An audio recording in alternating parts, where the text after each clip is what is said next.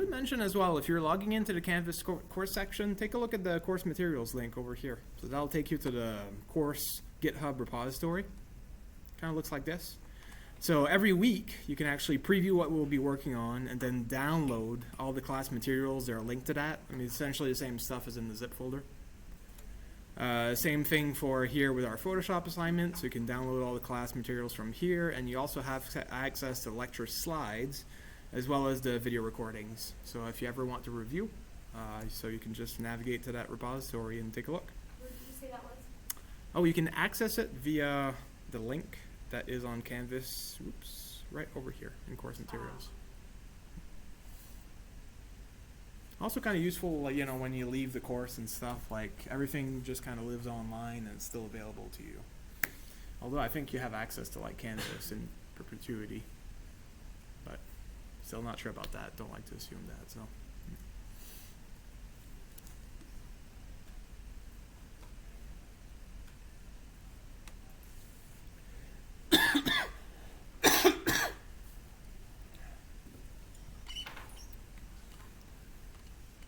I'll be working with Photoshop and some softwares and text editors today, and so if you haven't had a chance yet to download it, do remember that you have access to the laptops.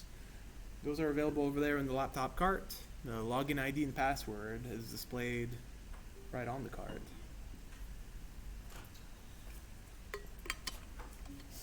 And also I kind of recommend on some of these Adobe softwares too, like when you come into class, bring a computer mouse if you have one.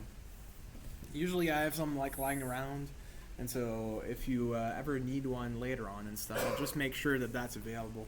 It's actually probably right now in Robert Zeng's other room there that he's teaching, but I can bring that over too as well. Not so much as critical as in Photoshop and in Illustrator. You'll appreciate it very much.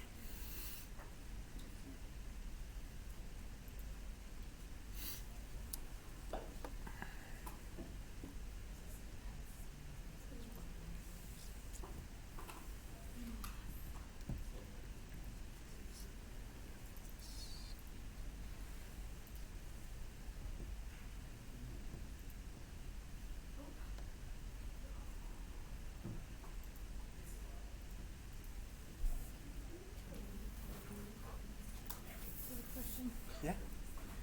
Okay, so I'm here in settings. Yeah.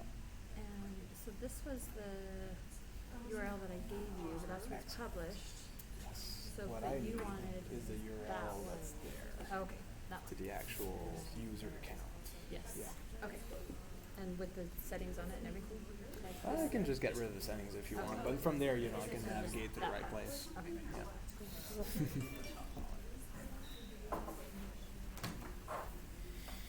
And are we all about ready to get started? Excellent. Well, as you're setting up, our objectives for today will be to draft maybe your first HTML document. So including a few elements such as paragraphs, headers, images, kind of like the run-of-the-mill elements that you would use in practically every project. We'll do a quick overview. Talk about like the syntax, differentiate elements from their contents, from their attributes, and we'll also do the first steps in terms of editing raster graphics or photographs using Photoshop, which is to correct small little imperfections. So doing what's called destructive edits. So just essentially just doing like some very narrow edits to the pixels themselves inside the image. And I'll cover 4 different tools that I can never remember the names. But all the details are in the slides, so if you download them, you'll be able to follow along. So I always kind of recommend to have that on the side as well. And I'll be going over some quick demos. So actually, if you want to kind of sit back during that and take a look at what's going on the big screen, start off with a demonstration, and then we get to practice. So that way, if you have any questions, just hold on to those, and I'll kind of walk around and answer them so that we can kind of work through some of these things. But first off will be a bit of a design exercise. If you're going to work with HTML documents, you need to create content. One of the nice ways, if you haven't quite created the content yet, but you still want to work on a design for an HTML page, there are some resources to kind of help you kind of generate like some placeholder content. One of these are lorem ipsum generators, and I've included a few links in the Digital Assets forum. If you haven't taken a look at that forum, which I don't blame you because I didn't mention it last week because I wasn't able to log into Canvas, but it is here. If you click the link there, that is a discussion forum. You'll be able to post resources. So if you happen to find like a really useful website, like the lipsum.com, for example, for generating lorem ipsum text, or even the jeffsum.com, that's one of my favorites. So you go over here. And when posting to that discussion forum, like a little link and then like a little description of what the website does. If you're a fan of Jeff Goldblum, what you can do is click on Receive the Jeff. Oh, actually 2 paragraphs. And there you go. A little bit of a stream of consciousness there. So that little bit of text you can actually select and then copy paste. And instead of writing your own paragraph, now you have a dummy paragraph that's kind of waiting there to be replaced, later. It's just mesmerizing. But yeah, if you happen to come across some great resources, do share them with the rest of class. I also have Pexels, which I'll talk about a little bit later over there. Flaticon is one of my favorites for system icons, actually. They have like beautiful like vectors and stuff that you can download. All of them are fairly kind of easygoing in terms of licensing agreements, but you can also like pay to have access to like premium content. So you can take a look. I mean, for designers, it's really great resources that kind of helps you speed up the process, essentially, of going about editing these HTML documents. That being said, if you recall from the previous week, we had shared 2 examples of digital portfolios. One by Kat Ellis, so the www.catellis.com would be the URL address to that website. You can navigate to the website, take a look at some of the content. For now, I'm primarily kind of focusing on the landing page. 4 different types of contents, so the full name, examples of headlines, examples of sub-headlines, and then call to actions.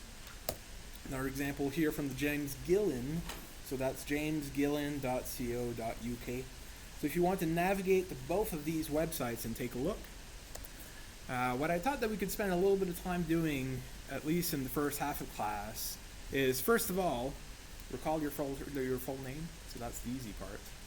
Maybe just write that down in the word processor, like in Word document and stuff, because we'll be copying and pasting that content within our HTML document that we'll work with a little bit later. So your full name to introduce yourself to the user that will view your website. A headline. Basically the first thing that the user will see on the landing page, maybe like a brief phrase that summarizes what you do, the benefit from working with you. I've added in there a few examples that pertain to landing pages for digital portfolios of how that might look, drawing on some of these previous examples. Now, if you prefer to do like a website where you're kind of displaying like your CV, or maybe you just love quilting and you want to show like images of quilts and stuff, feel free to kind of, pick a topic that's really interesting to you that you'd like to dedicate some time throughout the course. In terms of the headline, once you've defined that, try to elaborate a little bit more, around about a paragraph or a short 1 to 2 sentences. Again, I've added a few examples there of what that might look like, and then a call to action, which will eventually create in terms of like a hyperlink or a button. Contact me, learn more about me. I mean, you can pick and choose whichever seems to relate a little bit more to design there for your landing page. So I'll give you a few moments just to kind of brainstorm some ideas for all of these 4 different types of information. Then afterwards, you can pair up with your colleague if you'd like to share those ideas to get some feedback. You can work on the wordsmithing a little bit. Once that is done, we'll maybe just open it up to the rest of the class if you want to share your ideas with others, and then we'll get to work editing our index.html document and then adding in that information as we kind of go through the demonstration. Does that sound like a good plan moving forward? All right, well, I'll let you get started. I'm looking for about a range of, kind of 5 minutes for each, if we can keep it within that timeline. So like brief, quick, so that we can get right to work in terms of coding. Because we can always kind of go back to it. We'll revisit those ideas, kind of rehash it, clarify it, work on the styling a little bit later anyways. So for now, just a rough draft initial version of what that might look like.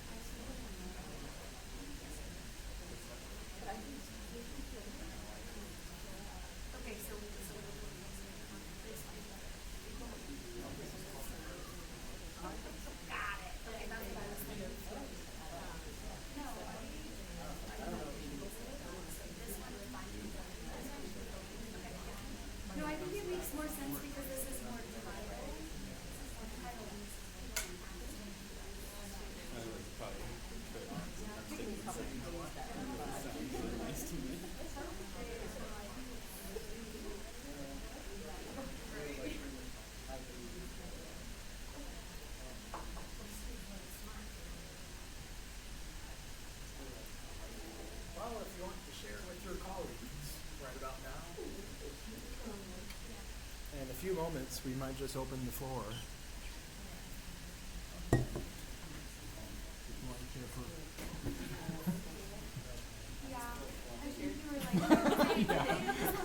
Excellent.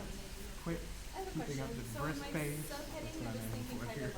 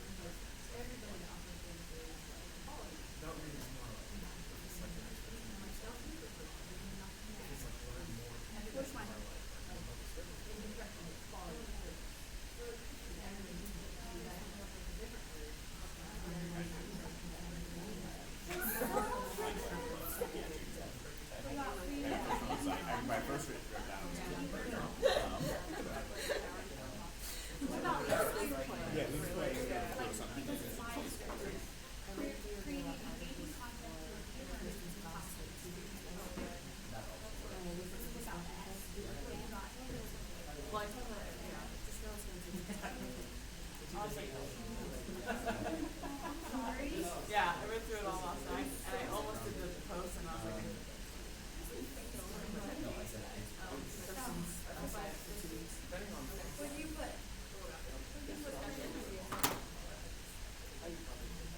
mine is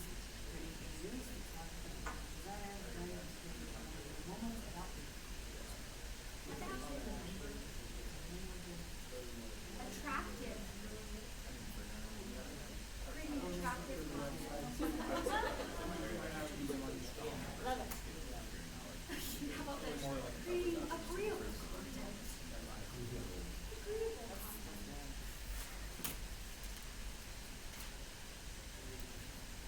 Well, anyone would like to share with the rest of the class?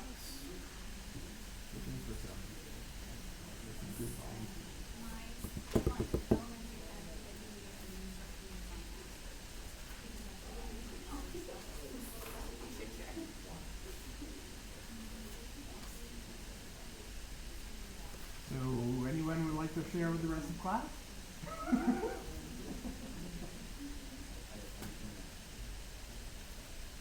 I can just feel the awkward silence by just pointing someone. I'll share. Totally do that. Yes, thank you. Alice Johnson,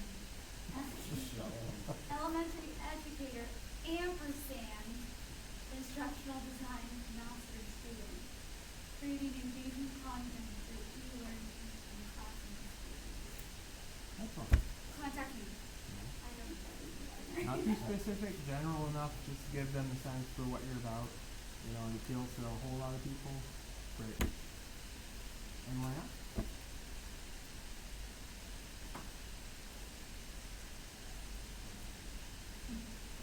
So pairing with colleagues is a little bit more effective in terms of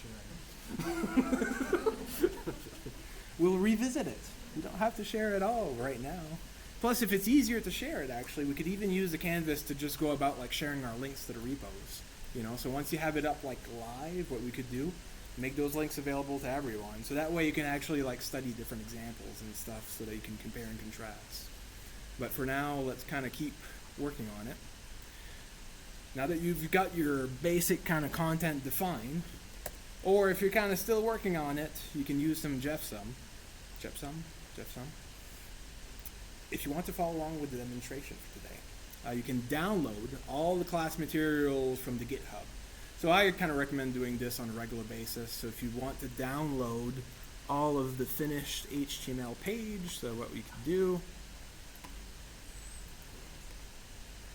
from the Canvas course section, go to the home section and click on the following hyperlink, course materials. That will take you to this page where you can preview the code that we'll be working on. Oh, the front-end web development one for now. Yeah. So you can preview what we'll be working on. So this would be the finished product. So a little HTML document with a few paragraphs and headers, hyperlinks, unordered lists, images, and other things. And over here you can download the file that we'll be using today. So that will give you again like a zip folder. So you have access to all the course materials.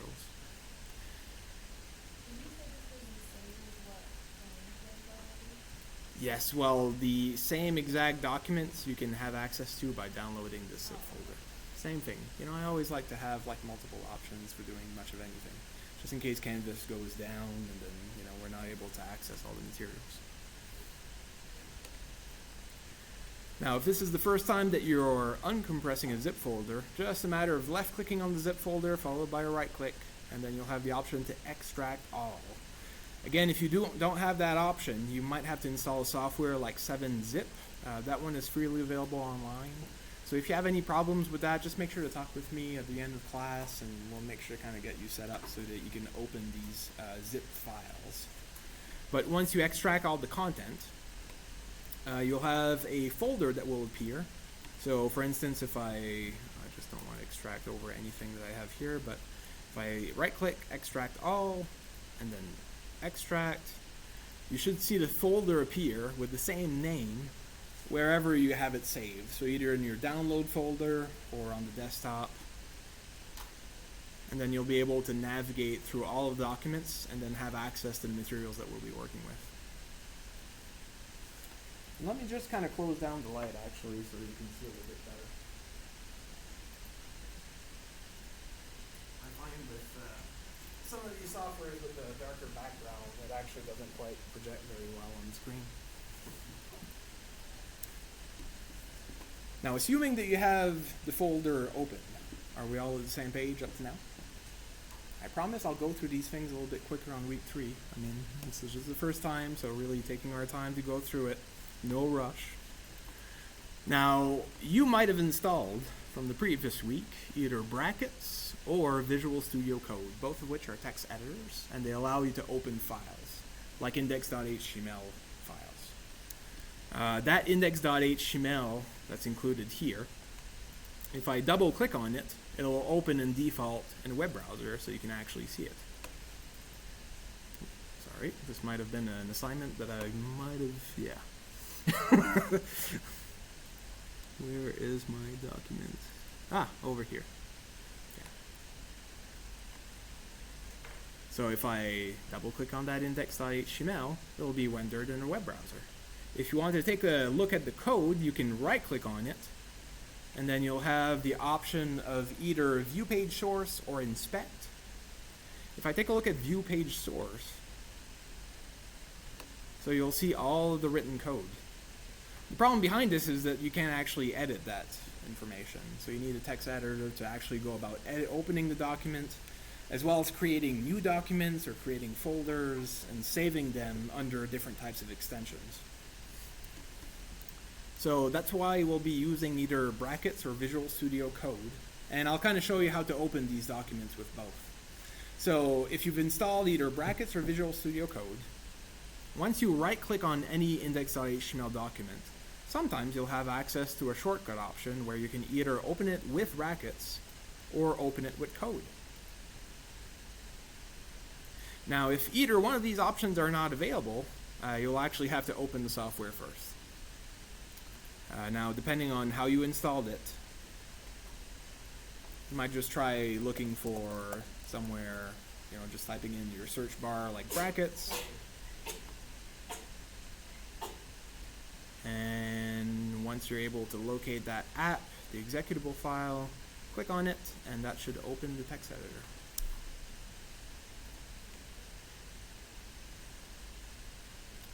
Now, the first step in working with text editors, if you take a look at the menu bar here on the top, you'll have a file option. And using the file option in the menu structure, you can either create new documents, you can create new files, open a file, or open a folder. I always recommend to open the folder, so that way you have access to like everything within the folder that you can actually click on within the text editor. So it gives you access to the whole structure of files that are included in there.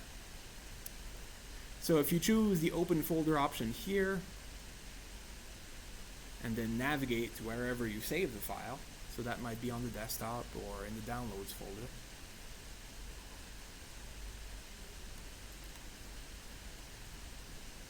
So once you click on EDPS 6560-week 2, so the main directory where your index.html is actually located, you can just choose select folder.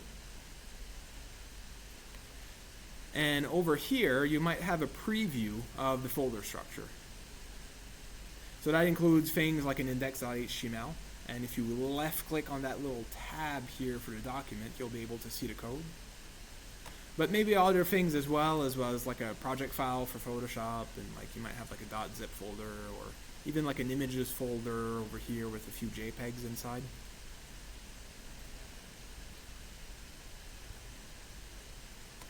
So if you ever want to create new documents and new folders, you can also go to File,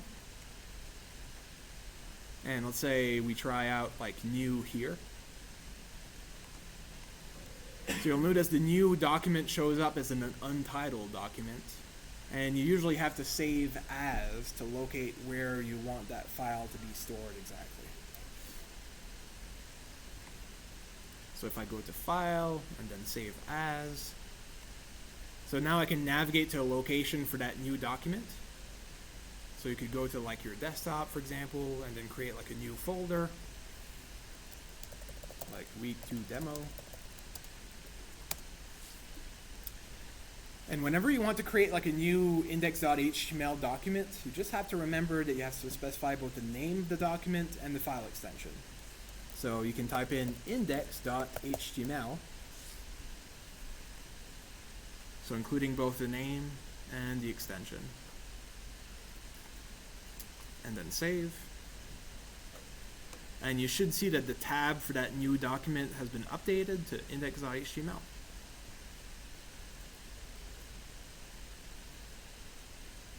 Any questions up to this point?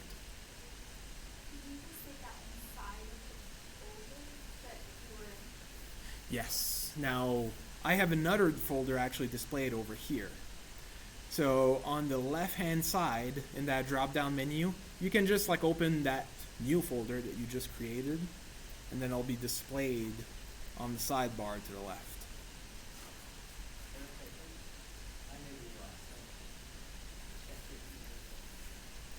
The software interface that you might be using might differ from mine. I might have organized it slightly different. So when I'm referring to that left-hand sidebar, are you actually seeing the left-hand sidebar on your screen? Yeah, you just have some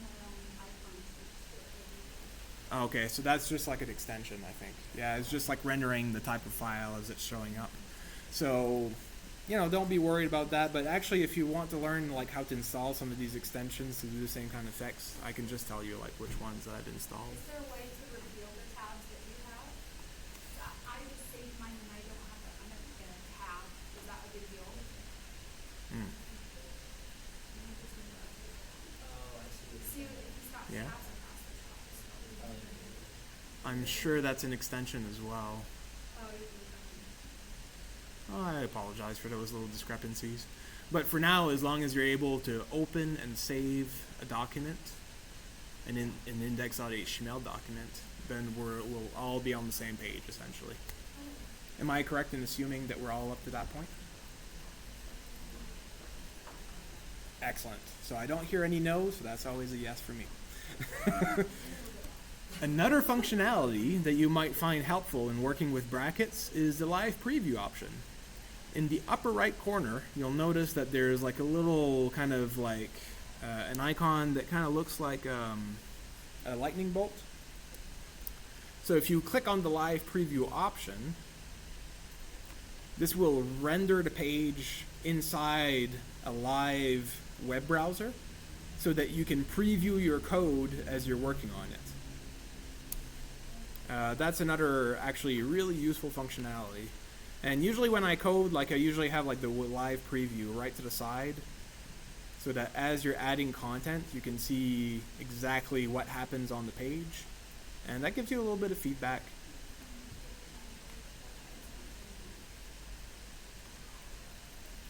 Do you have to do something on brackets to get it to show up? Like, press enter or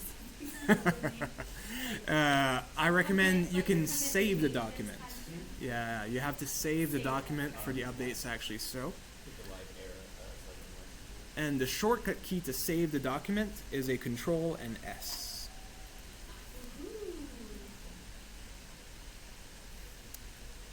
So for instance, if I were to open a document with like actual code, Control and S just to update any changes in the live preview.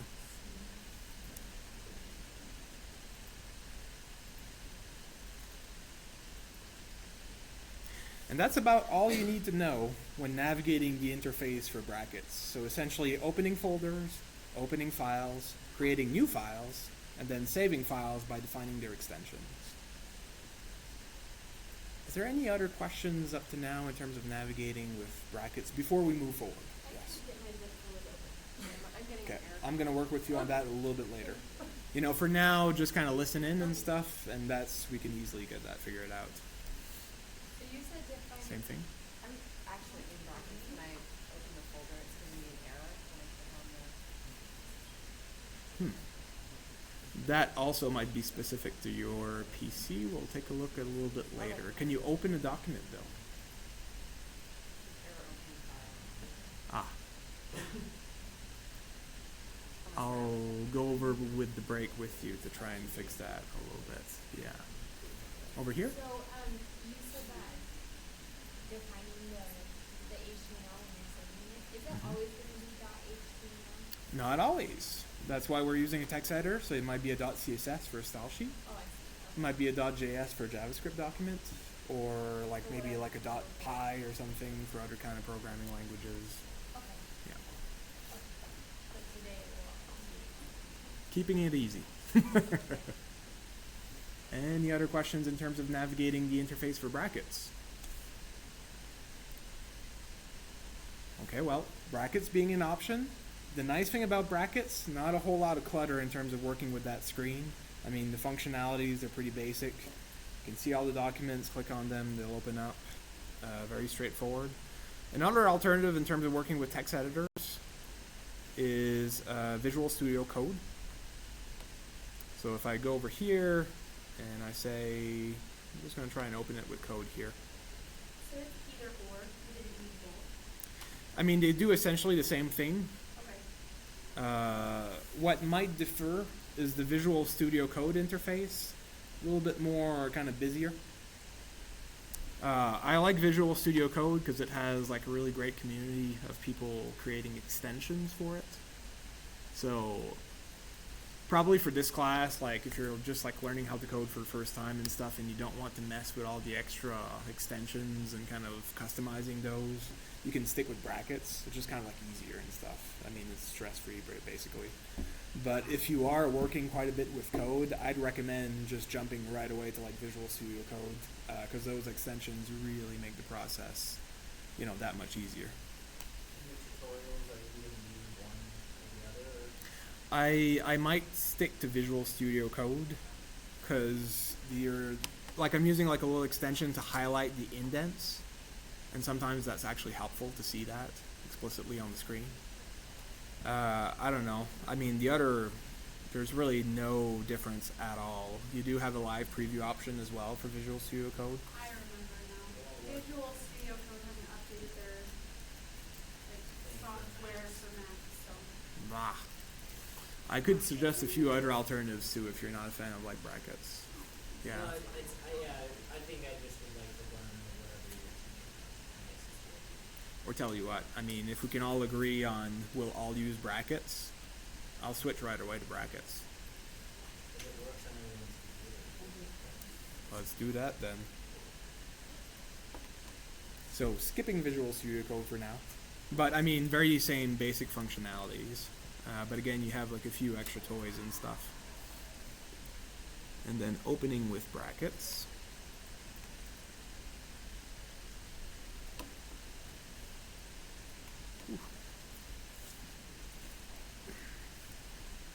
So I'll just open up the folder structure so you have access to all the files. So you said we need to always save that as index.html, but then how do you differentiate it between different projects? Oh, good question. Well, if you have within a folder, you could have different kinds of pages. Maybe the index.html is your landing page, but then you might have like an about me.html. Oh, or okay, so you can put stuff before the HTML. yeah, like we'll kind of talk about that in like 2 weeks from now, or maybe like 1 week. So you can actually create like folder structures where you have like sub pages, and then you can use hyperlinks to link to all those pages. So the index.html, just the landing page.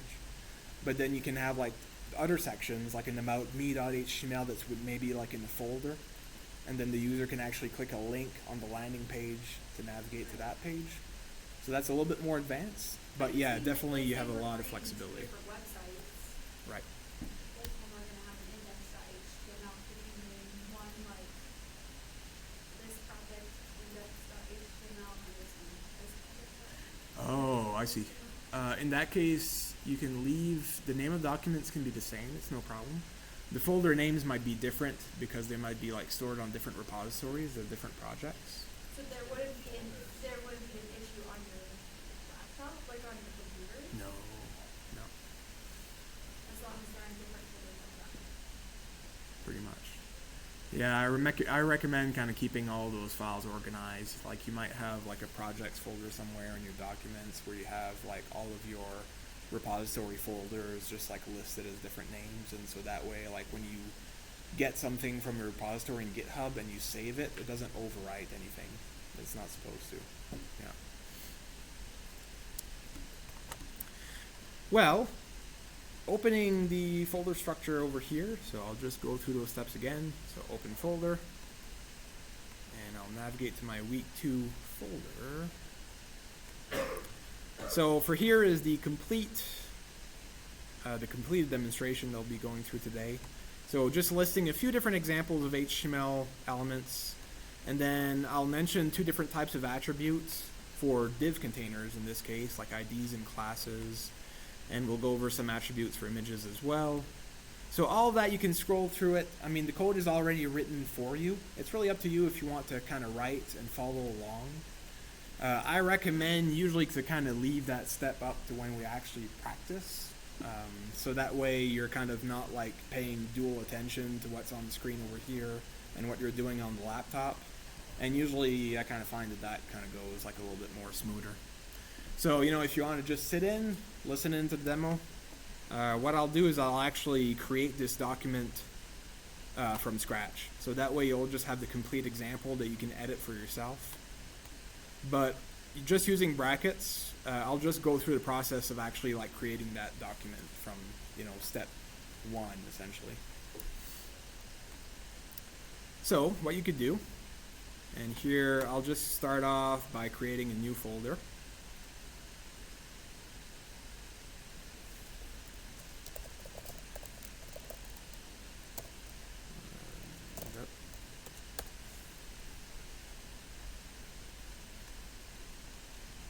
A little bit of lag there while that folder saves on the desktop. There you go. Okay, so far nothing in it. First step, creating our index.html within that folder. And so that'll be the starting point for our website.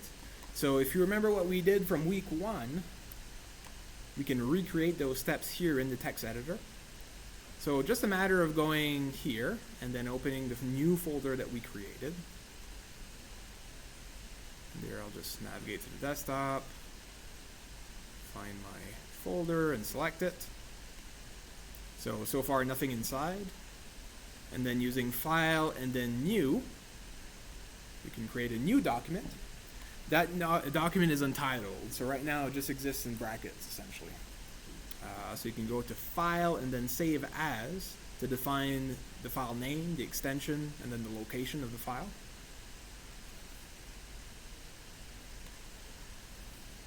And we'll call that index.html.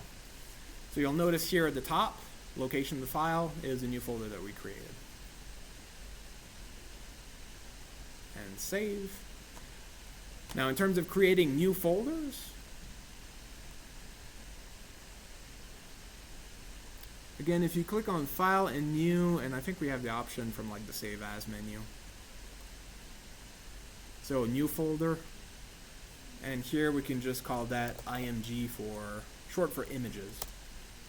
So that images folder will store a lot of things that we'll push to our GitHub later. So it might be like a little bio picture, it might be like an image for your landing page, something that eventually we'll kind of spend some time editing in Photoshop.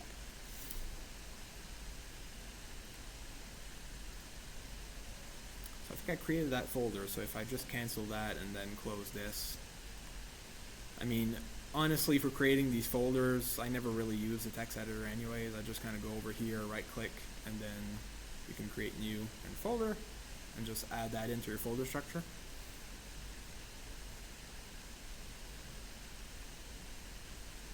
So next, kind of all depends on the project. You might have like folders for a bunch of HTML documents.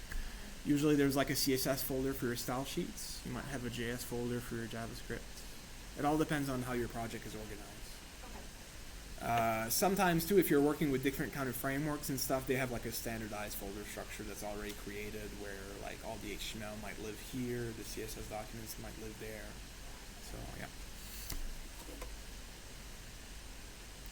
So let's go get our starter template from the Bootstrap 4 CSS library.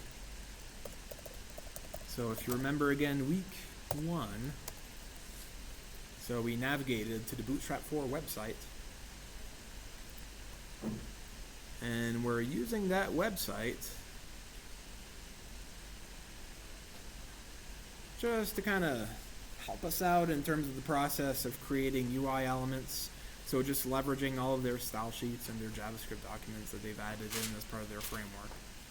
So in terms of using the Bootstrap 4 website, just a matter of clicking on the Get Started option over here, and then we'll find our starter template.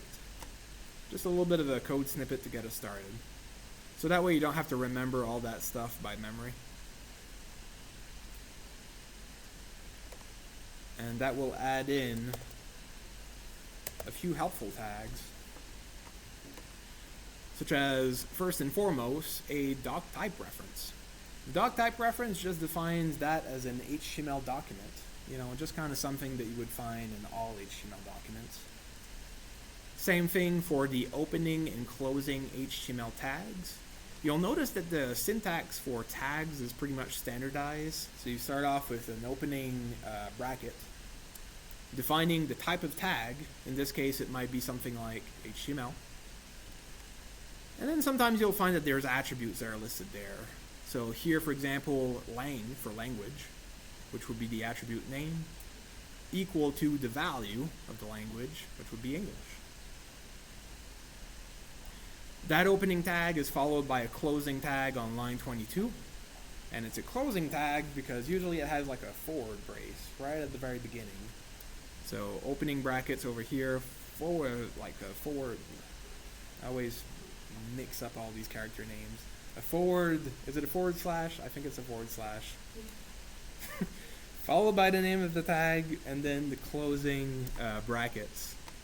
I have a list of these in my office. I don't bring it in class. I always kind of forget. And then you have the header and the body. And you'll notice, very important, that these are actually indented. Now, how you want to indent your HTML elements is really up to you. Sometimes you can use like 2 spaces, sometimes 4 spaces. Some people will just use a tab. It doesn't really matter all that much. What's important is to be consistent with your indenting, because all of the HTML elements live on like levels. So you can kind of imagine that like the doc type and then the HTML element is on level 1, followed by an indent, and then on level 2 you have your header element and your body element over here, both opening, closing tags.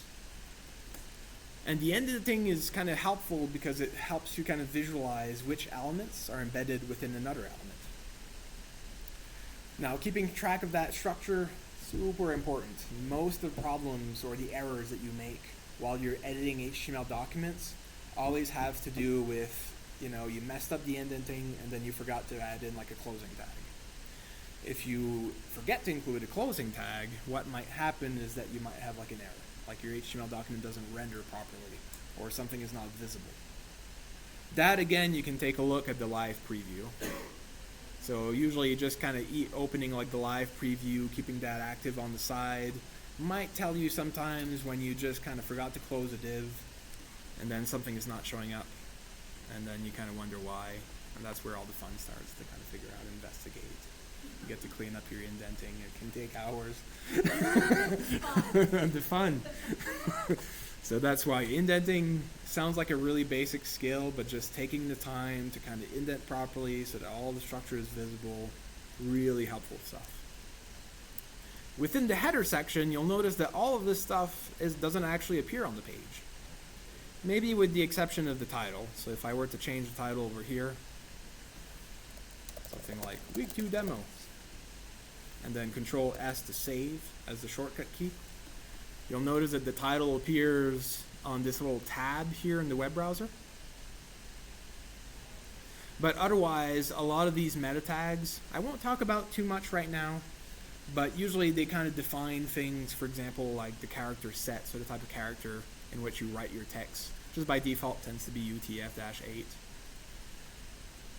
That meta tag over here might define things like how your page behaves in tablets and mobile devices and how the content actually shrinks. So some of these we'll talk a little bit more about when we're working with like responsive websites in about week 8 or something. Followed by the link to the Bootstrap 4 style sheet. Again, styling properties we'll talk about later in the course at about like week 4 or 5. You just have to remember that these link references are actually pointing to actual style sheets, so documents that are living on some server somewhere, and the web browser actually reads all that information first and foremost, so it goes from the top of the document right up to the very bottom. And so it'll scan all of that code that was actually written by somebody else. So in this case, like the software engineers that created the CSS library for the Bootstrap 4 framework. Again, if you remember in the previous week, one of the fun things that you can do is actually copy-paste that document and take a look for yourself. And then you'll see all of the code that's written in. And so all of these styling properties, they're already written up for you, and you can just leverage all of that information when you're building your own website. So, for instance, somewhere in the CSS library for the Bootstrap 4 framework, they've defined the font family for this text. If I were to do something like, just kind of disconnect that CSS library, so let's say we were not to read the CSS library, the font would change and would actually look like this. So this is the default font family that's rendered through the web browser.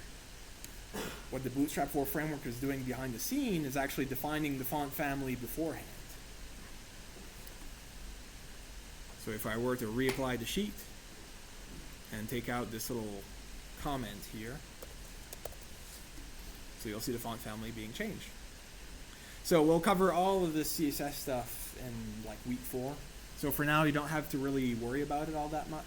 You know, just know that we're kind of like piggybacking off of that style sheet that's already written for you by the Bootstrap 4 framework. And during those weeks, I'll have like a few examples of how you can actually use the framework to kind of speed up the process of writing your own code. Super helpful stuff. Now you might have also noticed here the syntax for comment. So to comment out text, and these are multi-line comments, and so I can actually add in, like if I wanted to, like a tab and like more information over there. Comments are really for your own purposes. You know, they're not actually rendered on the page, you don't really see them, but they're a nice way to keep your code organized. So I usually use comments to keep track of like all the sections within a document. So you can say like this little div container starts here and ends there, and that corresponds to the landing page section. So again, just kind of helpful for your own purposes. You know, if you're ever to share that document with someone else, you kind of know exactly like what the code is doing and how everything is organized.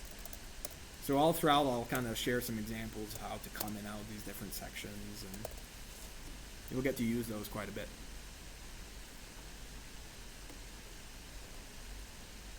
Now, most of the work that we'll be doing today is right in between line 13 and 21, where we have the opening body tag and then the closing body tag. For now, all these script references, so they're just tying to JS documents, and you don't have to worry about that to now, so that'll be covered during the summer. So here, I'm just going to add in like a few extra lines, and we're going to get started right away with an example H1 level header. Headers in HTML documents have different levels, anywhere from level 1 to level 6. So you can have like H1, H2, H3, H4, H5, H6.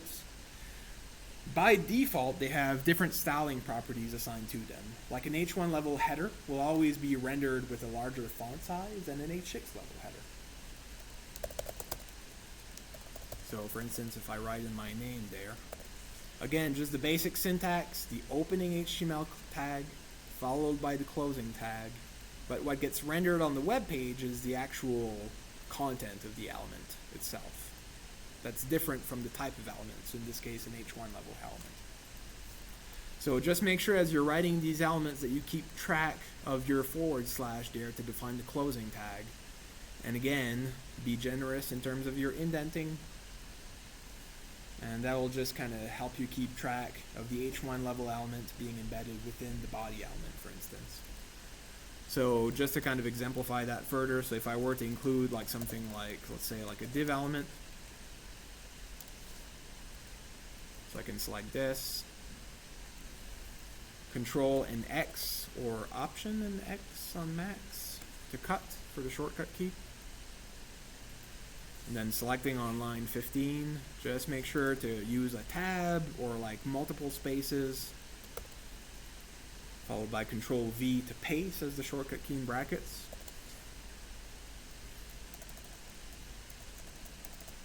And here you have an H1 level header embedded within a div element. Div elements, they don't do much other than just define the structure of your HTML document. So if you create a div, usually it's just to hold multiple elements together.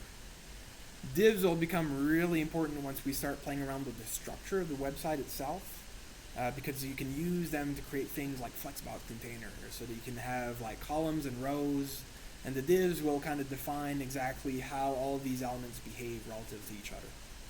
So something that you would use very often, but that you actually don't see rendered on the page all that much. A div container kind of behaves like an H1 level element. Like in fact on the live preview, if you click on the element, you'll see that it kind of takes about as much width as possible throughout the screen, So from the left-hand side margin to the right-hand side margin. And div containers will behave in pretty much the same way. When referring to those elements as well, there's a certain structure to HTML elements. So you can refer to one element, for instance, that's embedded within the other, as this being like the div element being the parent element, and then the h1 element being the children element, if you want. You'll see that kind of terminology used like a lot on websites and stuff. You might have like grandparent elements, parent elements, children elements, and then if there's like another element there on the same level as that h1 level header, for instance, that might be considered like a sibling.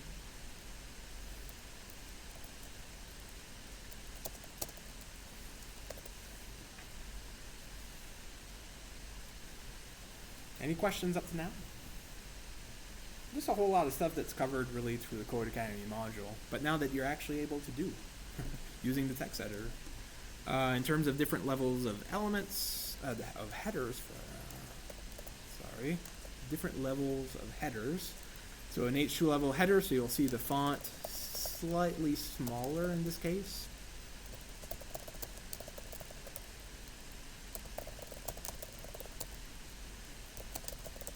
And this might be my heading here for my landing page.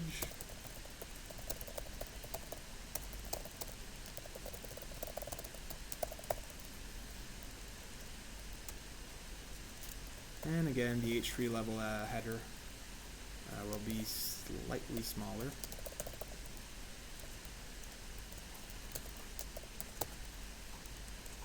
As I'm typing, I'm realizing I could have copy pasted this.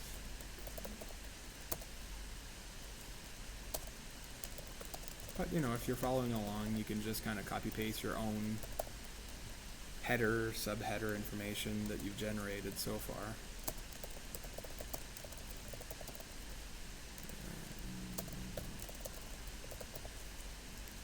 Followed by the H4 level header.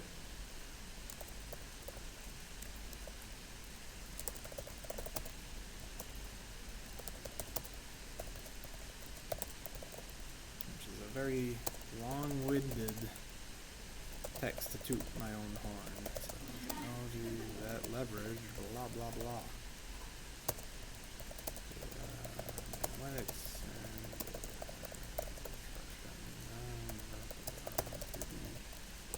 specific needs of different learners.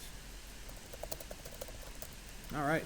So again, if you're kind of working on these headings, subheadings. Use some Jeffsum if you're not quite not quite there yet and still kind of wordsmithing.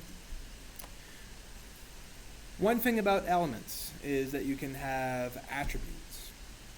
One of the very helpful attributes that you'll assign to HTML elements on a regular basis is called an ID attribute.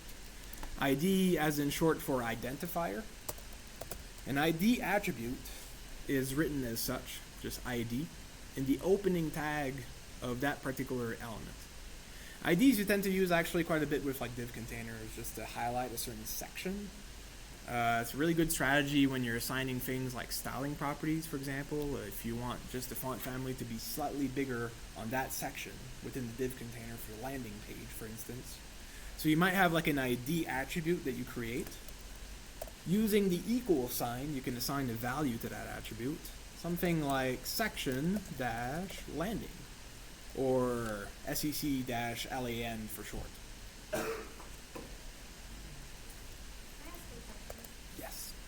When you're doing the ID, does it have to be lowercase even if the title is uppercase? By convention, it's lowercase. Now, if the web browser scans through that information, it might actually be able to recognize the uppercase letters, although I wouldn't recommend using that just because people kind of typically write it up as lowercase letters. Okay. And it might also depend on the web browser. Like Okay. Chrome tends to be pretty good, but I'm not sure about like Opera or something like that. It, like, kept deleting an error, and I don't use the function, it's the same, except I think it's It wouldn't surprise me that their interface is actually like case sensitive when they give out like feedback and stuff. I mean, by convention, always write like lowercase.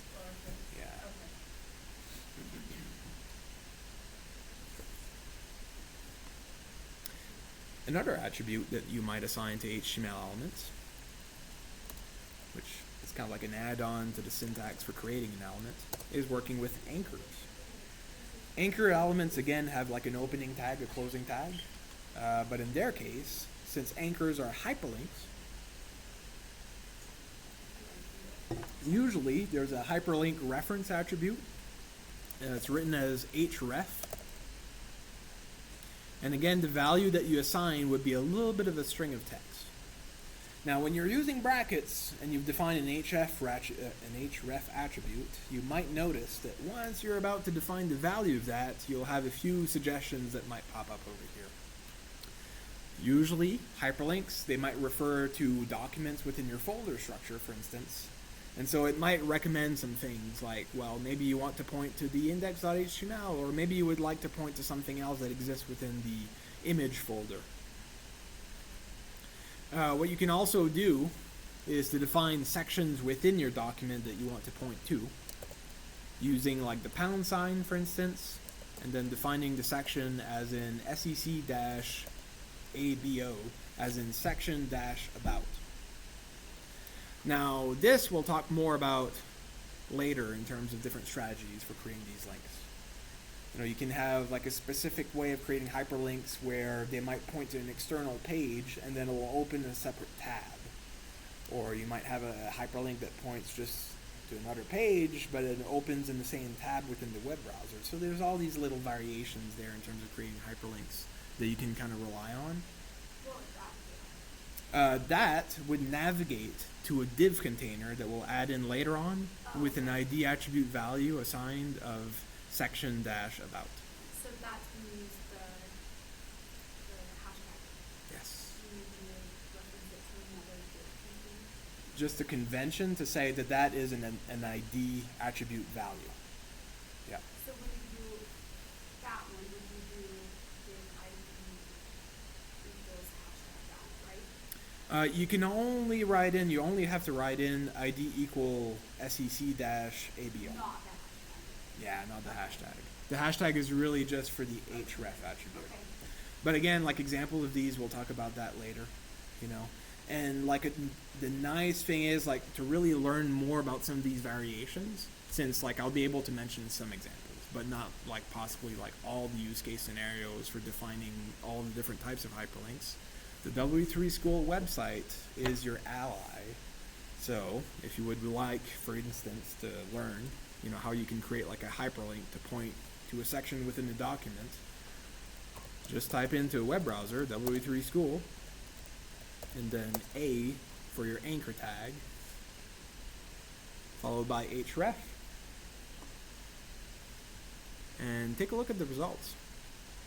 Usually within the documentation for the W3 School, you'll find an example of the syntax for that element that you can also try out by yourself. So they have like these interactive examples that you can go to.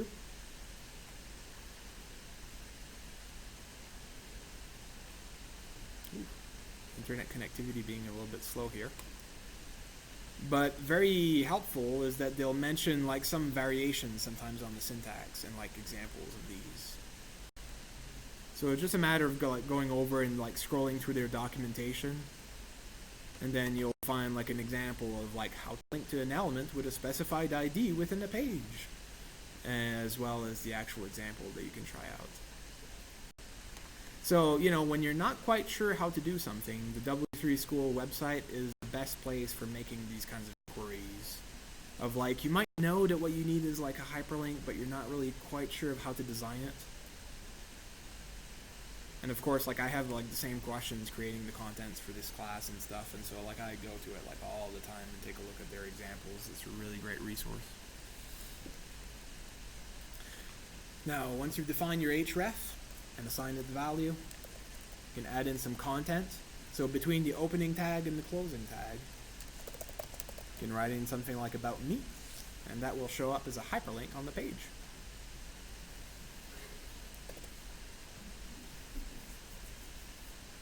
Any questions up to now? Okay. So I'll just go over like a few other examples just before we close off, because because I really want to kind of spin through this so that you actually have a chance to practice and stuff. And then I'll go over and I'll answer questions on an individual basis a little bit later. Promise.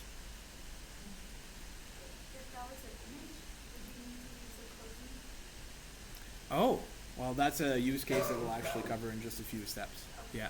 Images are different. They're empty elements. So they just kind of try to trip you up. So it's only like an opening tag. And then it has its own little syntax, like a / at the very end of that opening tag. But I'll show you how to do that one in just a few steps. So, other examples of HTML elements. Some elements are just used to assign some styling properties to it just by default. An example of an element like this is the strong element. So strong, both opening and closing tags, again, very repetitive syntax. Does it automatically build an ending on here? It does. Which one is cool? Might be an extension. I'm going to tell you which extensions I have installed so that you're able to see the exact same thing a little bit later. Kind of forgot about that step. Yeah, it is super helpful. It's like just auto-filling all of these little things. So that's why you do something like this to do stuff in instead of just creating it on the repository. Oh yes, yeah, much more difficult to actually code through the web-based interface for GitHub. And so you'd always use these like text editors because it has like all these kind of tools to kind of help you out. Yeah. So what I'll do is actually like for next week I'll assign like a few videos on how to install like some helpful extensions for brackets. And it might do like things like standardizing the indenting structure and trying to find like errors and correcting it. Also maybe like playing around with like some themes and stuff for the colors. So you can go about like customizing all these things and stuff. So the strong element can bold your text. So here I've just included between the opening strong and the closing strong element here some text content. So you can see that over here. So you can do the same thing through like a style sheet, so adding in some CSS properties. But given that like some of these things are used like so often, so somebody at some step just decided, hey, let's create an HTML element to do that. Just bold some text real quick. So going downwards here to line 21 to create a new section. So I'm going to create a new div. And that div will have an ID attribute. And we'll assign a value to that called section-nav for navigation.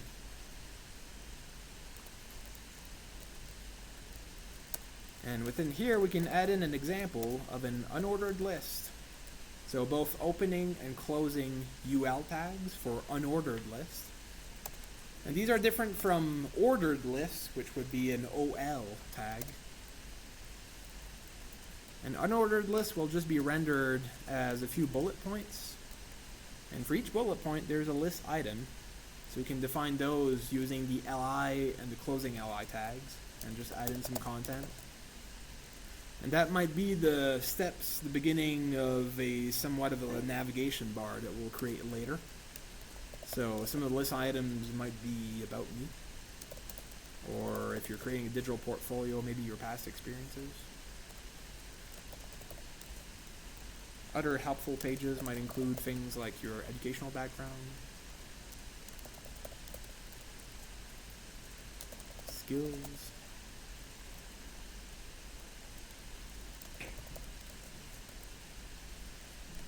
or portfolio.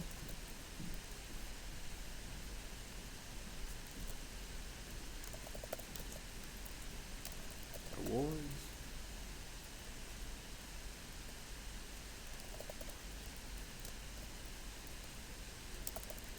And contact me at the risk of being repetitive. For next week, we'll have a little activity to kind of help you brainstorm about creating like a structure for your website. You know, what kind of like big pieces of information that you like to add in there. So I have a few actual blog pages that might be helpful and might give some ideas. And you'll see that rendered here in the live preview as an unordered list, so a few bullet points. Ordered lists will typically be like numbered, like 1, 2, 3, 4, 5. And again, like how exactly these lists are rendered, we'll talk about that later once we start working with like some style sheets, so you can actually like customize their appearance. So next section that we can create is a section called About Me. So sec-abo for your ID attribute value for that div container.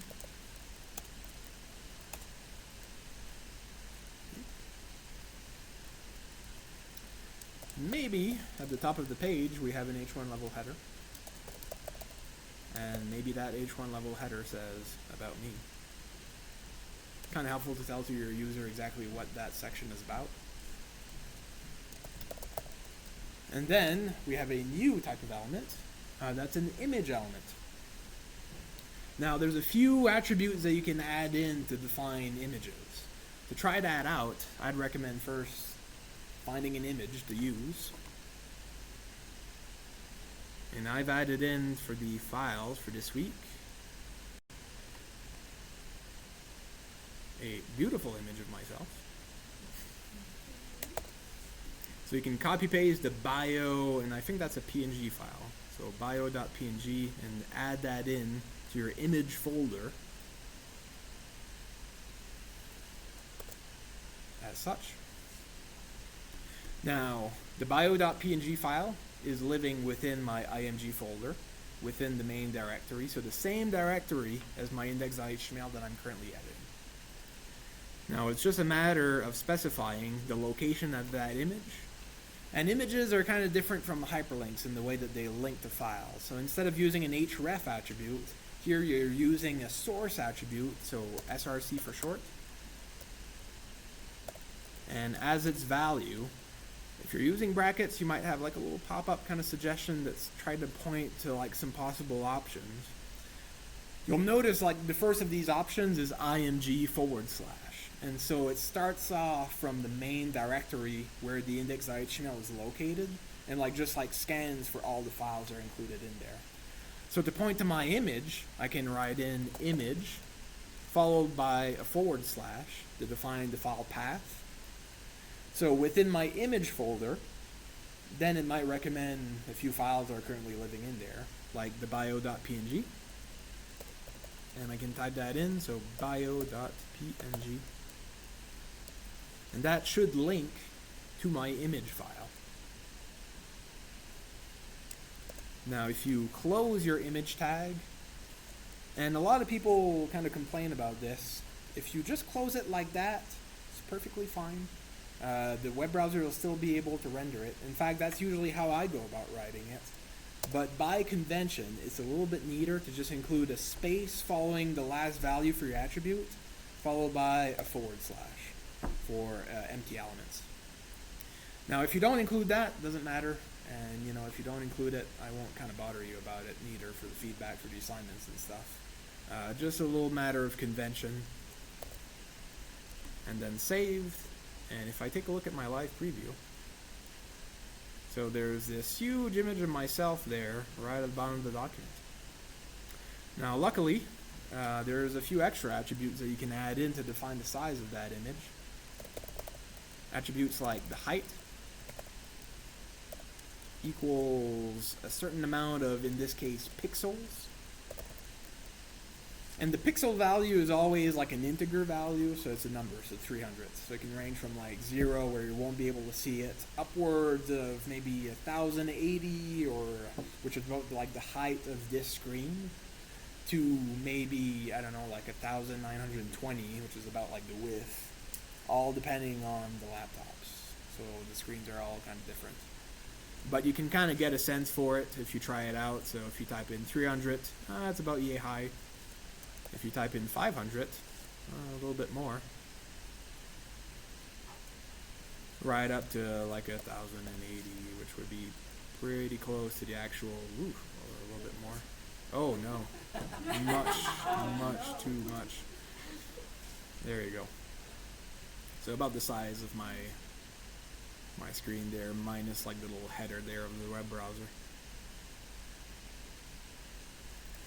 Now, changing the value for the height, the image will just be resized with the same ratio. So the width will be exactly like adjusted to be about the same. But you can also specify that by just typing in, I just want you to like adjust the width, don't change it. with the value auto. So a little string of text that just says, define first the height, but then just adjust the width. So it's about the same. So that way your image won't be like distorted or anything. And then you can type in some alternate text to be rendered. So if the image is not able, if the web browser fails to load the image, maybe it got moved from that folder and the HTML didn't get updated. Or maybe it's still kind of like loaded or something.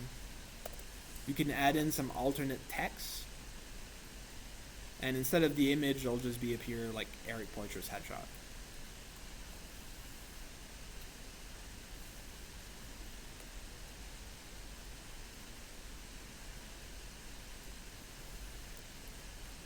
And here, I might have the time, so let's get some Jeffsum.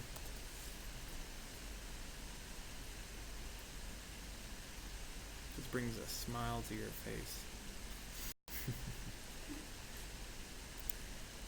So, if you don't want to write in like all these paragraphs, you can just generate like a little bit of Jeff sayings there. Jaguar shark. And add in your little paragraph there at the bottom. So a paragraph element would be, again, opening closing tag, but in this case a P tag. Alright. Getting a little bit of lag on my laptop there. There you go. And save.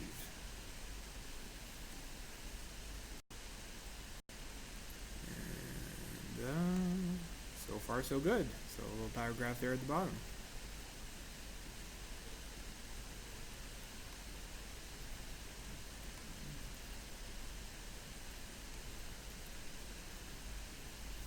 And I think here we can just create the last section before we start practicing.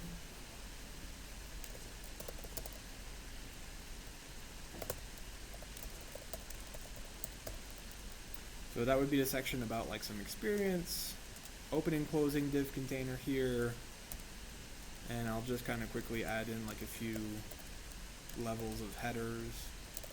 H1 for experience, H2 for assistant professor, followed by a comma. And one helpful element that you can add in, again, an empty element in this case, is to create a break line. You can use the BR tag. So followed by a / and closing tag over here. Is that right? We can actually close that off like this. And save. And what happens here if I type in a little bit of text? You'll notice that that text will be pushed downwards, one line. So you have assistant professor showing up here at the top, followed by the break line, and then University of Utah. You always have to put that slash in there, or can you just do BR? You can just use BR. That's just me being like, very conservative when it comes to like conventions and stuff. Like I'm sure in the Code Academy module, it's just like BR. Right. Both are rendered exactly the same. So, and actually for the sake of simplicity, it might just be better using like BR. I use an extension that just like automatically corrects these for the notes and stuff, and so you'll always see like a / at the end of that, but I don't actually write that up. That seems to be happening in our Oh, creating the ending already. yeah. Well, that's perfect. Yeah. I mean, sometimes you'll forget it, but it's not the end of the world. It'll still be rendered properly. Another type of element that you would use quite often is a span container. And that's a span element over here, both opening, closing tags. And I'm going to get the closing tag right at the end here of University of Utah. Span containers are pretty much the same as div containers, but their behavior is different. Div containers just by default will take about as much width as it can in the page, And for that reason, they're usually stacked on top of each other, like most of these elements. Like H1 level headers, you'll always notice that they take all the line in the page from the left-hand side of the margin to the right-hand side. And as you create different elements, they're just stacked on top of each other. Span container is different. It only takes about as much width as the actual textual content that's included within the page. So span containers, in fact, if I just kind of click on it, you'll notice that the width of that container here, if I can get it to highlight again, so it's about flush against the left of University of Utah, and there ends at the right. So it's not going upwards right against the right margin of the document as a div container would. So we'll kind of talk more about that kind of default behavior when we talk about style sheets. The default kind of CSS property that's assigned to these different elements. A div container is just a block element, and then the span container is an inline element. And block elements and inline elements, just by convention, they kind of behave differently. And that will become a little bit more important once we start working with like styling properties, and you'll kind of get a better feel for when to use them. Essentially, like span containers, when you're working with like paragraphs, for example, pretty useful to just kind of select only that little bit of text, University of Utah. Maybe what you would want to do is just to select that text and just change the color, so it's different than all the rest. So span container is a great way to kind of like contain the text, and then to use the span container to actually select it at some step. So for now, that's all you need to really worry about. I mean, just kind of being familiar with like different kinds of containers that you can use, and then we'll end up actually using them a little bit later. Have you ever been code academy and stuff like the general rules for how much spacing in terms of organization? Mm-hmm. So how many spaces over your lines, like 2, 3, 4? Oh, you're always tabbing. Oh yeah, the tabs, but the tabs aren't rendered consistently on the interface here, which might kind of throw you off. Like notice that it's not quite slightly consistent. See, I don't have that problem in Visual Studio, is why you always use Visual Studio for that, but there might be an extension that we can install in brackets to just kind of make sure that that's actually converted to like spaces, because spaces will always be consistent. So you might use something like 4 spaces for every indent or something. If you use like tabs, a little bit more unwieldy in brackets, sometimes it will just not quite align correctly depending on where you put in the cursor. And so, yeah, it's a source of frustration. Now, last little bit, if you want to italicize text, you can add in an EM element, both opening and closing, to just italicize it real quick. And much like the strong element, so it just has like some default styling to it. So now you can bold and italicize text just using HTML tags.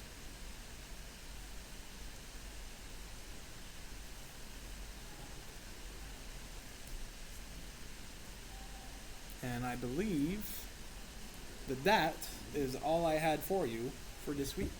Different types of HTML elements. Now to review, learning a little bit about the terminology, take a look at the slides. So I have like a review of HTML elements section in there. So if you want to learn like some of the terminology like angle brackets, forward slashes, dashes, quotation marks, I am a terrible teacher for that kind of stuff because I always forget it.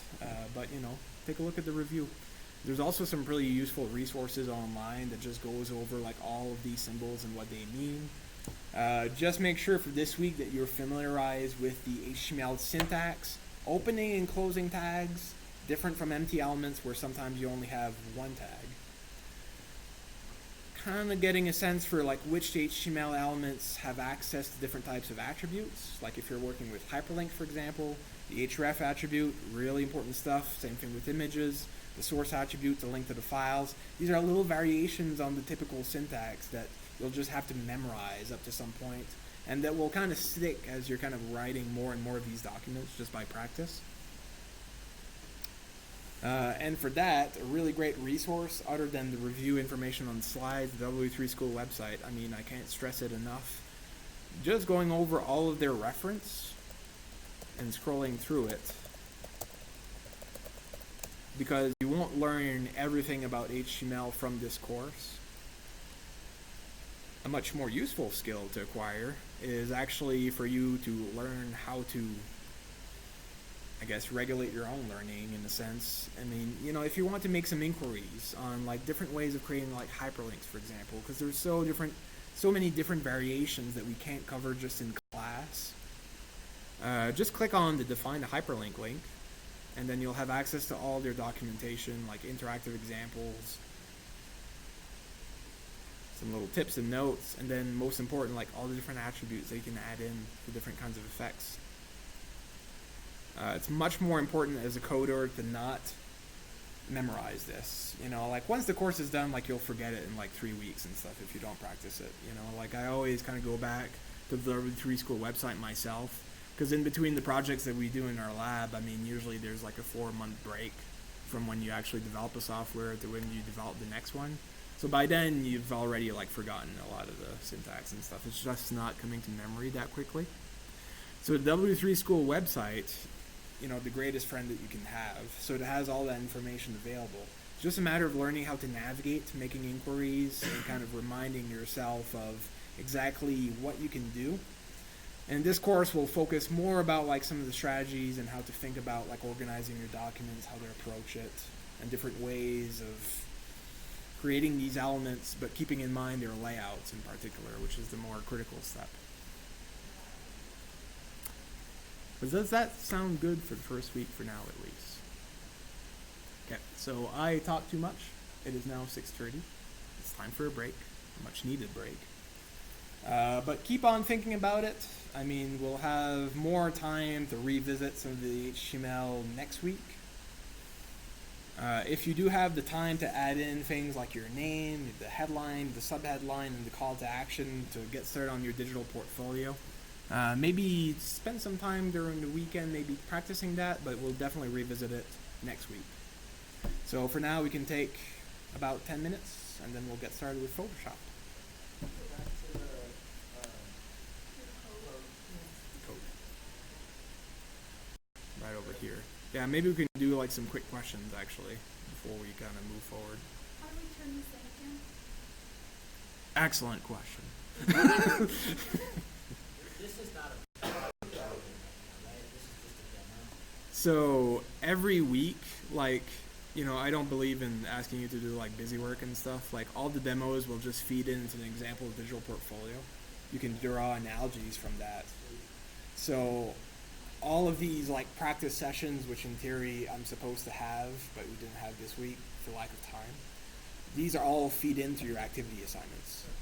So like activity number 2, which will be due in maybe like 3 weeks or so, we'll have like criterias like, well, you know, I hope you'll include like maybe like a few paragraphs or like headers, maybe add in like a hyperlink so that you have a chance to like practice with these things, and that's what I give you feedback on.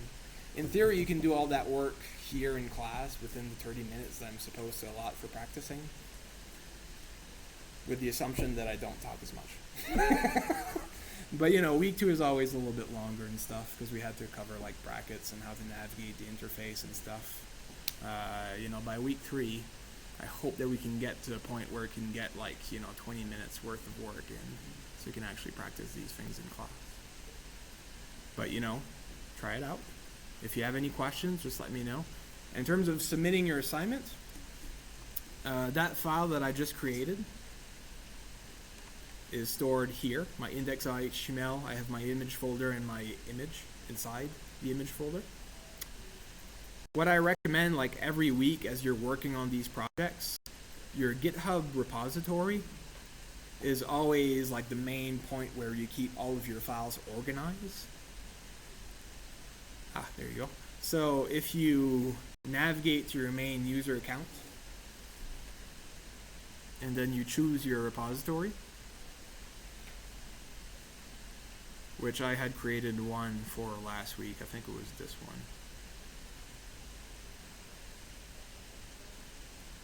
So right now I have the old version of my index.html and my readme file.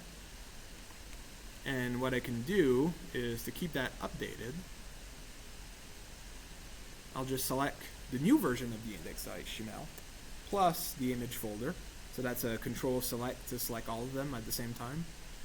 And drag that towards here where we have the option of drop to upload your files. And what this will do is it'll begin the process of uploading the file to the server and will update your index.html, at which point you can just commit the changes, which will save it essentially.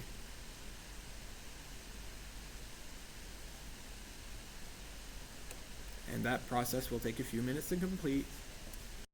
But once it's done, in theory, to submitting your assignments, you can just send me this hyperlink, and I'll have access to all your files. I can download the zip folder, so I can give you some line-by-line edits, some feedback. Sorry. But the changes should be reflected in the live version. So if you click on your hyperlink, you can navigate to the version that's like published online, and then you'll see like basically like all the updates that you've made. That process I usually recommend, like try to do it as much like the updating, the live preview in brackets so that you can actually see, because it takes like a few minutes for the server to update and stuff.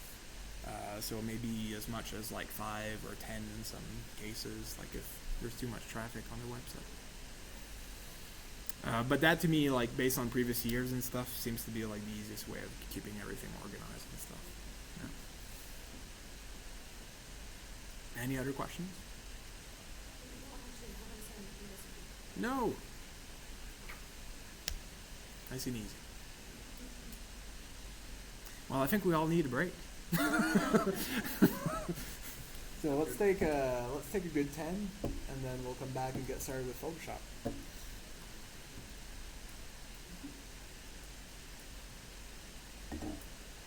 you go back to your code? Sure. I guess that's the part where you can download too, right? It's not. Yes. That's why I like the demos and stuff. I always recommend, just kind of sit back and kind of think about it. It's more for understanding anything else, because, the examples are always there. And what I'll do for next week is I'll start annotating all of the code snippets and linking to the W3 school examples. I didn't do that this week. Completely forgot about it and stuff, but I usually do that. So it will have like hyperlinks where you can click, and then you can learn more about like all the different types of elements and stuff, just referring to their documentation.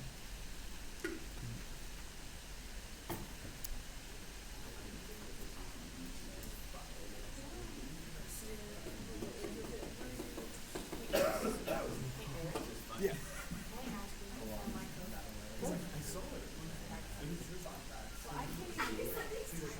He really did. Yeah, I consider it like, getting in the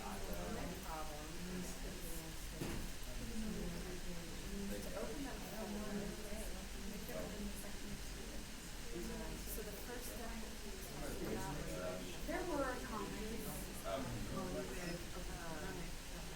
So if I move it to the Yeah, what do I just select a folder?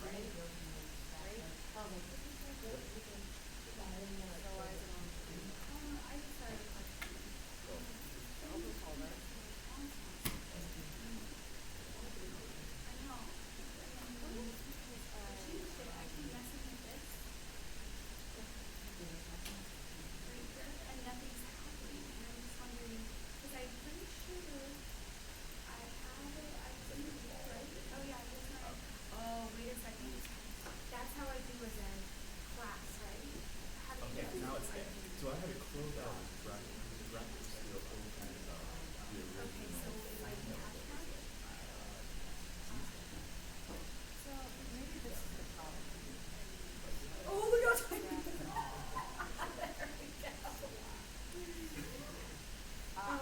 That's great.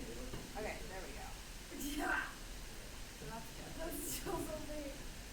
I'm good at everything. Watch me play basketball. Watch me bowl I like thought you were gonna say something about dating. Watch me try and find a love. Someone to love me. No, I'm really good at reading.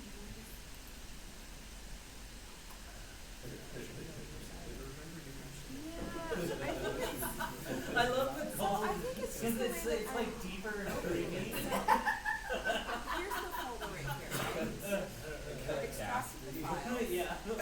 Like if you do it in the art, you're gonna mess it up.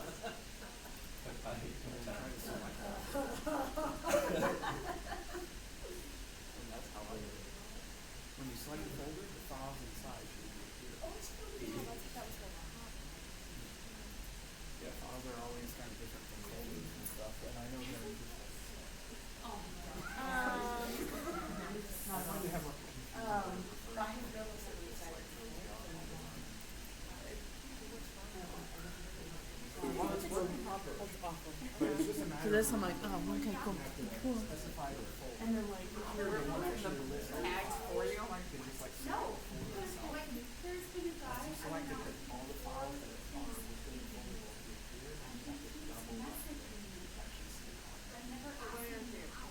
And then finally I was like, kept on saying, I want to do this. And I was like, No, I mean, here, I'm letting you jump on and do this because I'm not, I don't understand.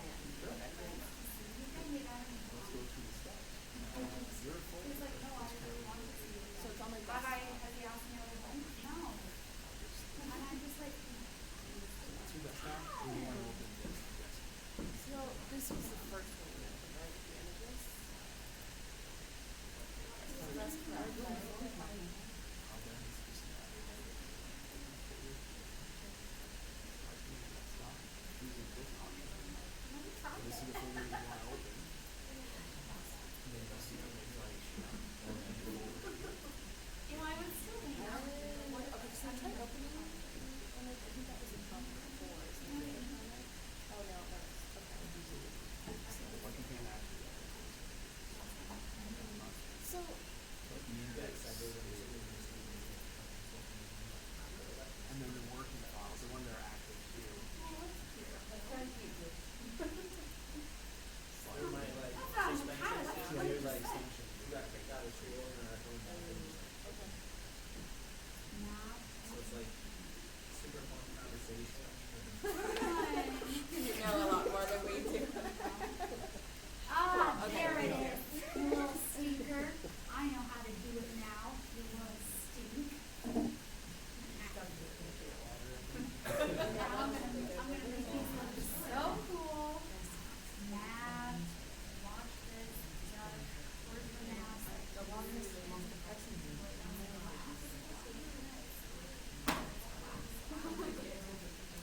Hashtag SEC underscore math.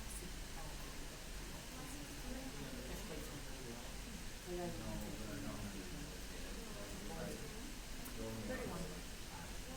I do it? Yeah. Don't. On Monday. After class. Are you? No, no, I turned this list into like Get that too. And so when class like a list instead of like this. I kept thinking of going to too.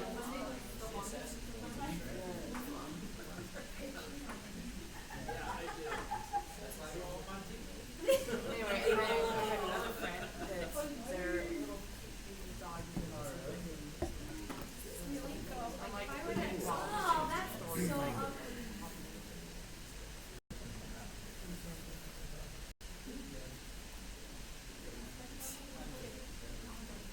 yeah, right.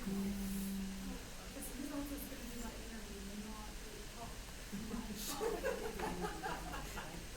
Like no, you stop talking. Like, no. I'll take notes. Yeah, yeah. I read the article What she meant by that was that 3-minute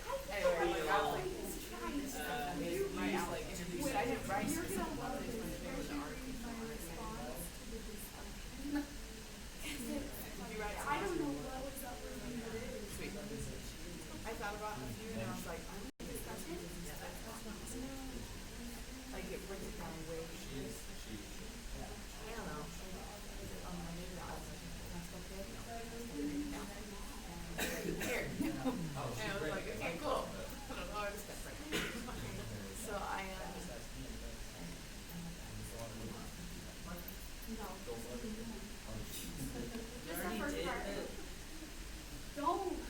I would appreciate not the judgment. I'm going to Vegas this weekend. Toby doesn't.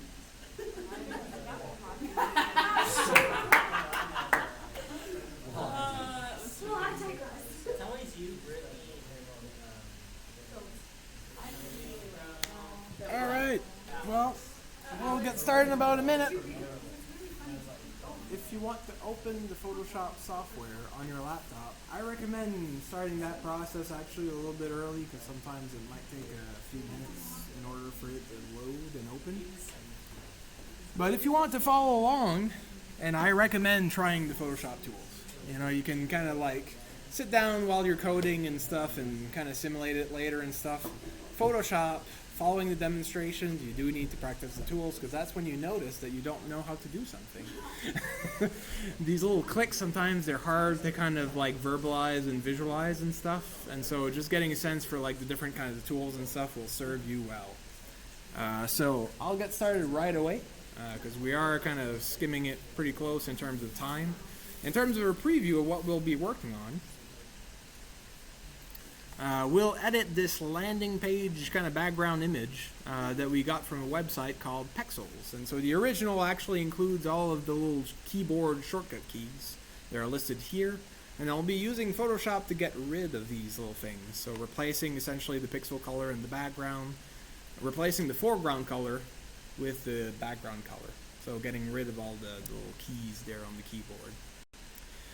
Pexels is a really great website to get some images that you can use in your projects. The license agreement in terms of reusing and acknowledging the creators of these photographs is very kind of liberal.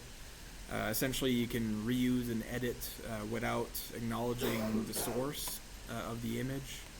And so it's just a matter of searching through the free photos that are available on Pexels and then choosing one that's appropriate for a project. So if you're creating like a landing page for a digital portfolio, for example, and working on technology, you can look for technology-related photographs. And then you might happen to come across the image that we'll be using today, which used to be listed not far from there, but that I'll just stop looking for right now. So as you're opening Photoshop, you can have access to the project file by downloading here from the course GitHub. Or the same project file is also available in the Kansas course section. So assuming that you've downloaded the zip folder for all the class materials for this week, so week2.zip, you'll then have access to a file that's called, let's see if I can bring it up. Week2. Something that's called EDPS 6560-Week2 Edits. Week2 Edits is the final version. The original version of that file is just Week2. So if you take a look at the final version, you can open it directly in Photoshop by clicking on the project file.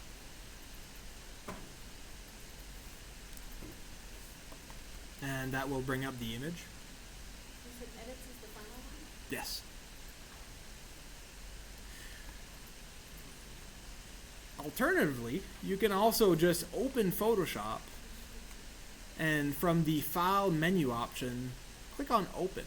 So there's a little option there where you can choose any image that you want and just navigate to that image and then open it within Photoshop, which is pretty straightforward. So just a matter of clicking on open and then choosing the image that might be located in the image folder, for example, like the actual background there.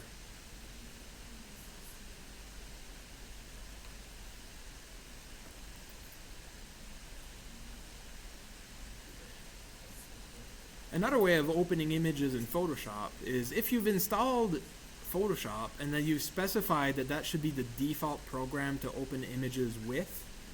Sometimes if you right click on it and just click on open, it should open directly in Photoshop. Or you can even scroll down to open with, and then you might see Photoshop being listed there as one of the options available for going about opening an image. So all the different ways of getting images opened in Photoshop. Are you using Adobe Photoshop CC 2019, or what's it say at the top? This might be 2020.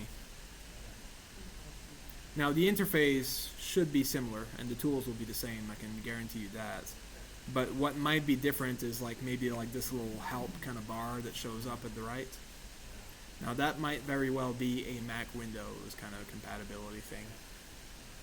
But take a look at if there's any updates available through the Yeah, I have both. the cloud. I don't know why. I used to buy it. Yeah. I mean, like I said, from that version to the other, there's like minimal kind of updates and stuff. You'll have all the same functionalities. Am I correct in assuming that we all have Photoshop open right now? And that we're all kind of close to seeing the same thing? Alright. What I recommend before making any kind of edits to images, you know, maybe you're working with like an image of your family and stuff that you took from like some ski trip.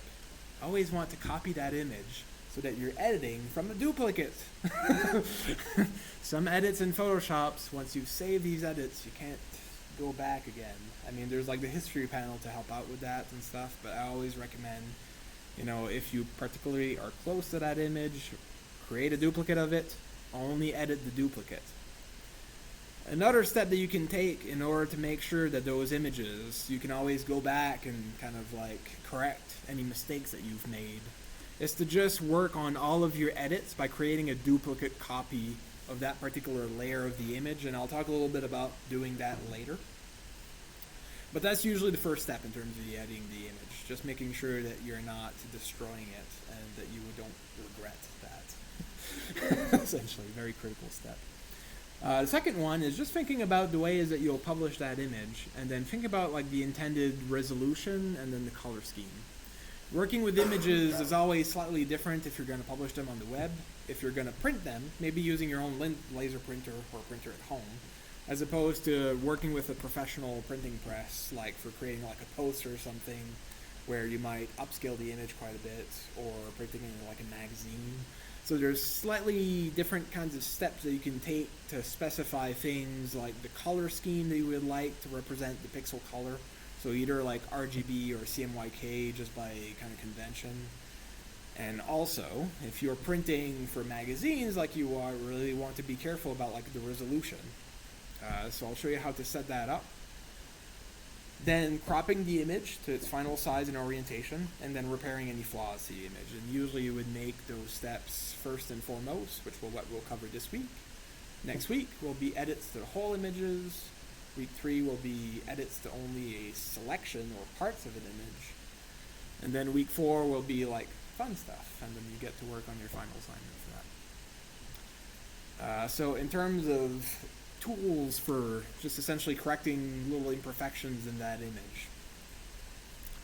So the way that the interface in Photoshop is organized, first and foremost, at the very the top, you have the menu bar with all the menus.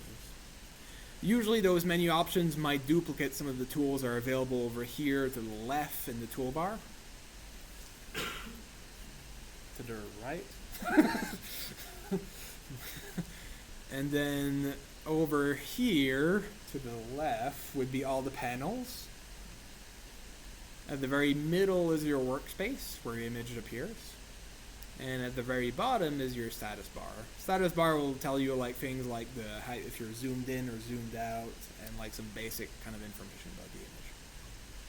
Most of the time you're working particularly with the tools that are listed here to the left, sometimes specifying specific properties of those tools here in the options bar at the top, and then always keeping track of what you have selected in the panels there in terms of your layers. You know, some of the terminology after a while, just practicing it with it, it'll gel, and the videos are very helpful for that. I mean, just looking at those videos before we come in class during the weekend, just getting familiarized with like how they navigate through the interface and stuff helps out quite a bit. But at any point, if you have any questions, like I realized that the size of some of the font on the screen is a little bit small and stuff, and so if you're not quite able to see what I've just done there, for next week, actually, I might actually set up my mouse so that there's like a little hollow around it so you can see it a little bit better. So I'll make sure to maybe kind of play around with the resolution of the screen and stuff. So only now I kind of realize that the font is a little bit small. But for some of the tools that I'll be using, the marquee selection tools, and if you right-click on any of the icons in the toolbar, you'll see them all listed over here. So these would be some basic selection tools. You have the crop tool that's listed here. And again, right-clicking on any one of these icons. Next would be the spot healing brush and the patch tool.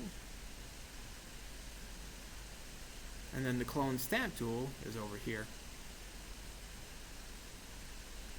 And what we'll do is we'll just go over some slightly different options for going about making some basic edits to that photograph. Oh, very important also, over in the upper right corner is your history panel, which is an amazing panel. So if you ever have done an edit that you regret, you can always go back in time. So it lists all of the edits that you've made from top to bottom, so from first to last, and you can select any one of these steps. So you have that option with Photoshop, which is amazing, very helpful. So our first step in terms of working with that file. Well, assuming that you've opened a photograph in Photoshop, you might be wondering, how do I create a project file? So meaning, how do you actually like save that file in different kinds of formats? So if you click on File and then Save As such, and here you can specify either to save to your cloud account, which the cloud exists somewhere and then stores all of your account. I think with your unit account, you have access to like a certain, you definitely have the cloud account. I'm just not sure like the file size restrictions, but yes, in box. I mean, I'm guessing that it's a pretty good deal. So you might want to try that just to save your documents. It'll be stored somewhere. I don't know where yet. I haven't tried it, but it looks pretty promising. Otherwise, you can also save on your computer, the good old-fashioned way. And selecting Save on your computer, you'll have the option of navigating to a specific location for your file, and then choosing the file extension. Project files in Photoshop are just storing all of your image information, plus all the information that relates to the edits that you've made. And it's the best way for going about sharing, you know, your files and your projects with other people within the company and stuff. So essentially they'll have access to like the actual image that's stored within the project file, as well as all the layers and the effects that you've added in, all of your edits and stuff.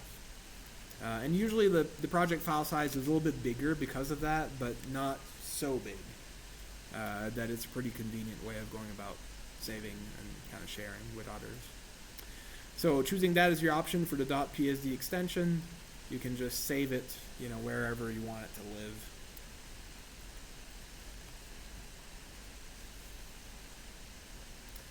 And first, before we make any further edits to this, I also recommend to work off a duplicate copy of the background layer. Now, if you've opened an image, that image is typically stored here as the background layer. And a little bit about the layers panel in particular in Photoshop, there's a certain stacking order to it. So if you've opened my Week 2 Edits project file, you'll notice that there's actually two layers in there. The first layer is the background layer, which is the original image.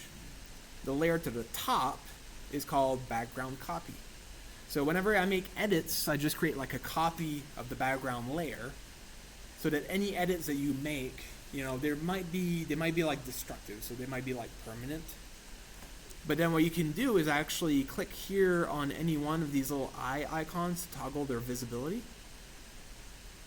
And if you hide the background copy layer by just clicking on the eye icon here so it's no longer visible, what you'll see is the actual background copy here at the very bottom. So again, clicking here to see it, and now you've made some edits. Clicking there again, and that's the original version with the actual icons there next to the keyboard that we're going to get rid of this class. So the way that you can kind of work with the stacking order in the layers is that you're first seeing the top layer all the way down to the bottom layer. And all your layers essentially just represents edits that you've made to the photograph. And so like one of the layers might have added like a background kind of color to it with a certain opacity. And then you might have another layer that adds in like an effect, maybe like a little bit of a shadow around that object, and then so on and so forth. So in order to create a copy of that background layer, so you can right click on the layer itself in the layers panel, and then just choose duplicate layer. You'll be prompted in the dialog menu to choose a name for it, maybe like background copy 2. And then choose a destination, which would be like this document, this project file, and then click on OK. And now you'll see that the background copy 2 layer is listed here, but because it's beneath background copy, so the one that I actually edited, so right now you're not actually seeing it. But if I toggle the visibility of the top layer, so that should be the background copy layer. So again, you kind of have to imagine yourself like you're seeing from the top layer to the bottom. And now the first one is invisible. Now we're seeing the second one, but not the background layer, which is the third one at the very bottom. Does that make sense? From very important step, but sometimes as these layers add up, little mistakes that can crop up. Usually it's because you haven't selected the right layer when you were making an edit, or your layer is actually not visible and you're making all kinds of edits, but you're just not actually seeing it on the screen. So which is why when you're working with with the Photoshop software, always keep track of what you've selected. Like for all of this class, what we'll be doing is editing the background copy 2 layer. So you want to make sure that you've left clicked on the screen icon over here, and it'll be highlighted there. And always kind of keep track before you make edits of what you've actually selected, because that's a crucial step. Most of the errors that you'll make in Photoshop is just because you've selected something else, trying to make an edit, and not seeing anything kind of come up, and then you're just kind of spinning your wheels. So first and foremost, the resolution of your file. Again, 3 different kind of case scenarios for publishing that final image. In our case, since we're working with a digital portfolio, we probably want that image, which we'll edit, to live somewhere on the web. Images that live on the web, they usually have to have a small file size. Smaller images are always better because they load faster on the web browser. I'm still young enough that I remember the days of Netscape, where when you would load an HTML page in your Netscape browser, it would take about like a minute to kind of render, and then it would render like line by line on the screen and stuff. So it's still doing that behind the scenes today, but like the web browsers are way faster and connectivity is so much better. But, if you start stressing it and adding in images, there may be 2 megabytes, 3 megabytes, 4 megabytes on the server, on your GitHub repository in this case. What you might end up seeing is maybe like a latency of like 2, 3, 4 seconds until the image will actually be shown on the page, which is not good usability-wise. Usually a good average is about 2 seconds. Any more than that, and then the user starts asking themselves some questions of, hey, what's going on? Something doesn't quite seem to be working well. So, first off, we can get some information about the file size by going to the image menu and then choosing image size. So again, image and image size. And right at the top of the dialog menu, that will tell you that the original file size for that image was 5.93 megabytes, or 5,930 kilobytes.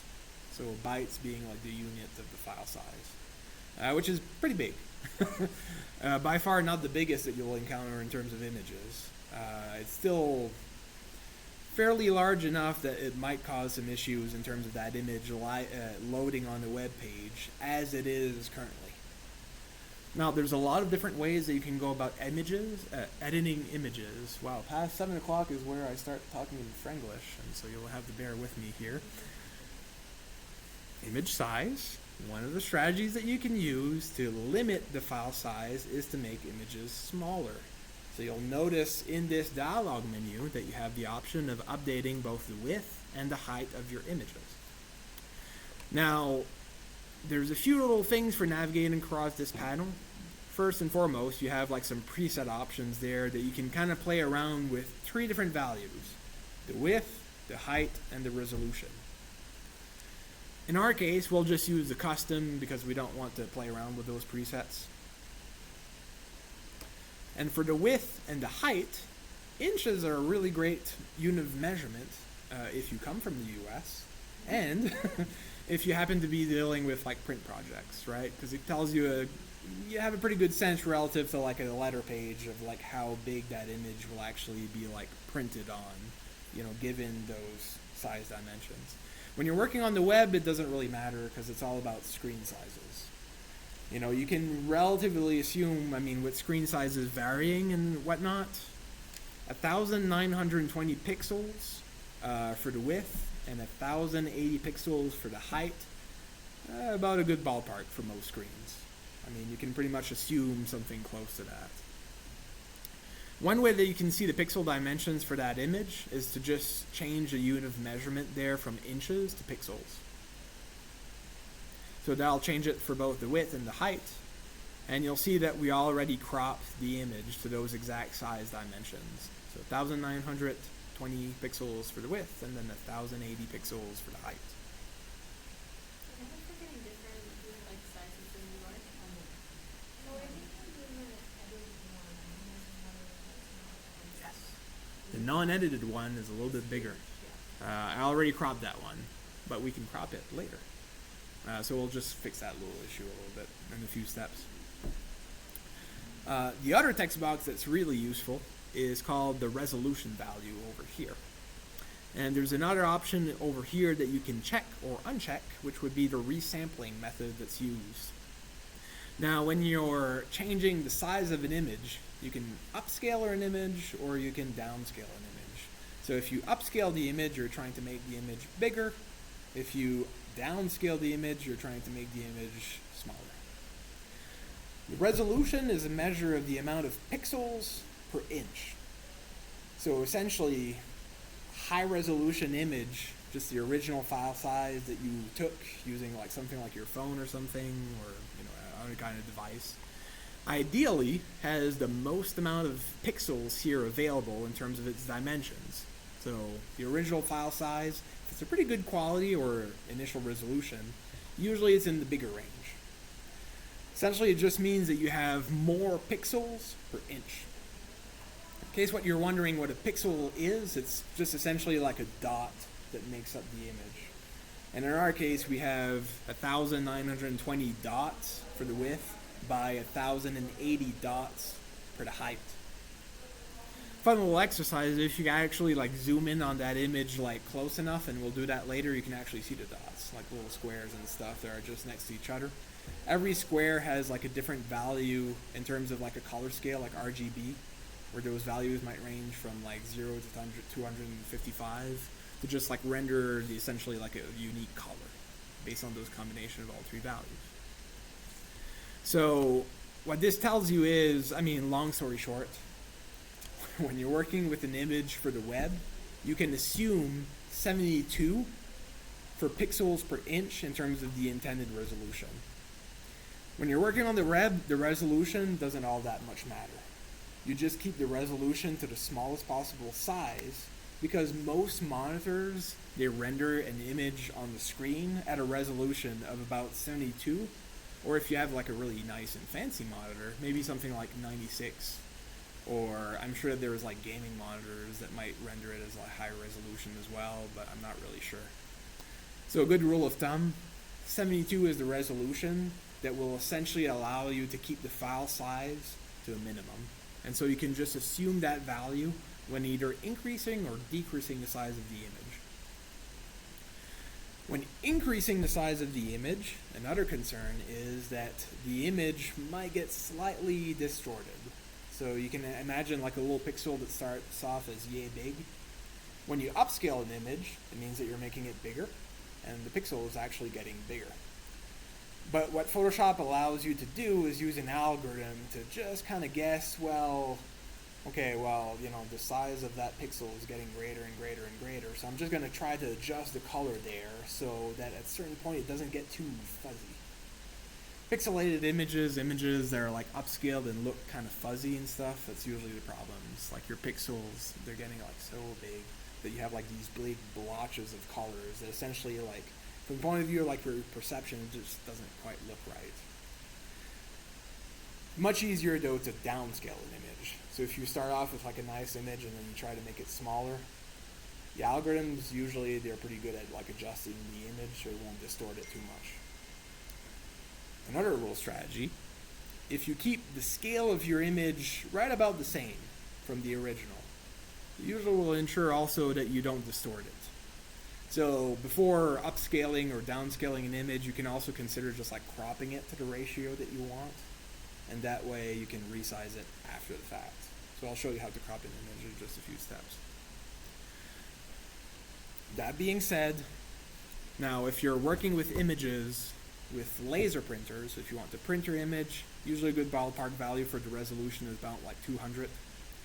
If you're printing it for posters or magazines and you're sending it to a printing press, the resolution about 300.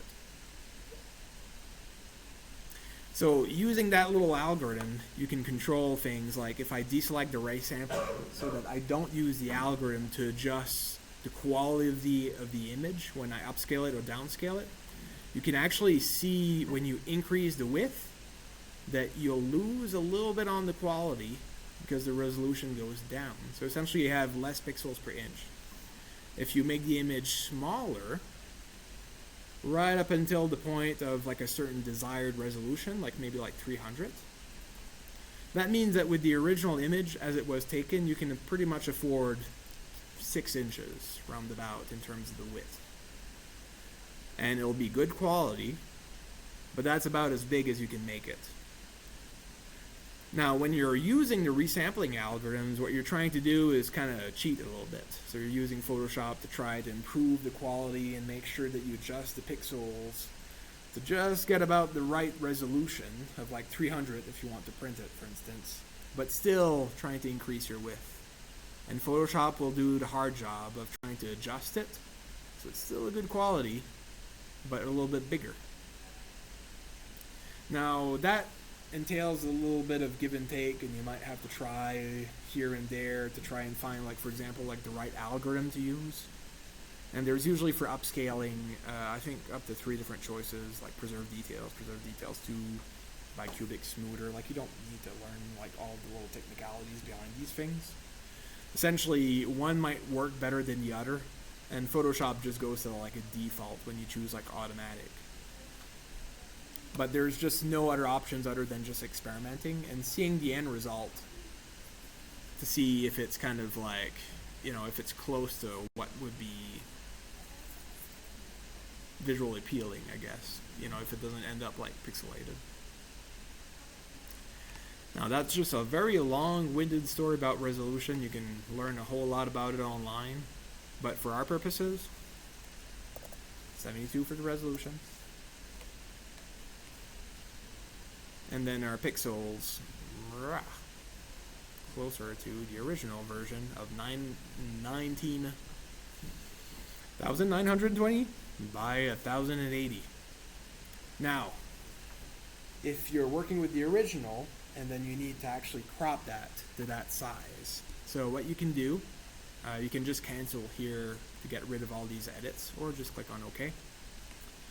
The crop tool is available over here.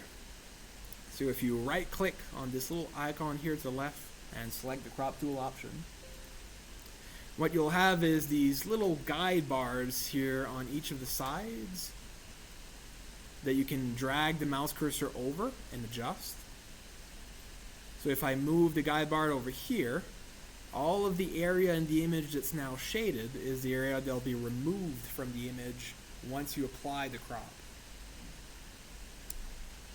And you can apply the crop by clicking on this little arrow here in the upper right corner in the options bar.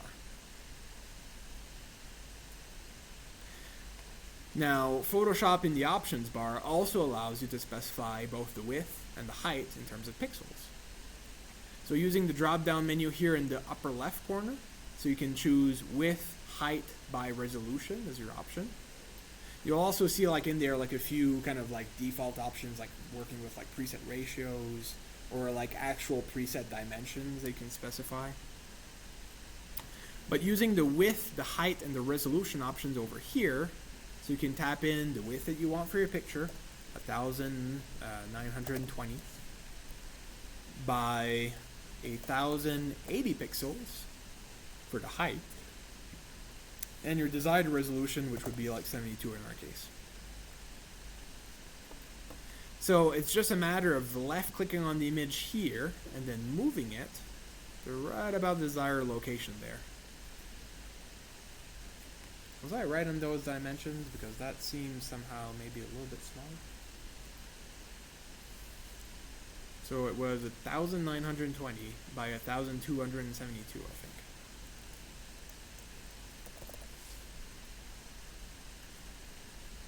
Well, that doesn't quite look right either.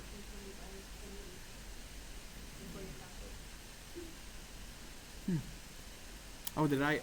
Oh, I might have increased the size, did I? Yeah? That's possible. I think so.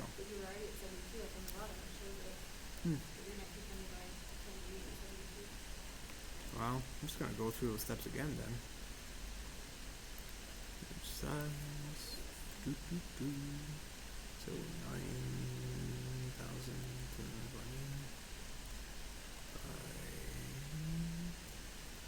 Okay.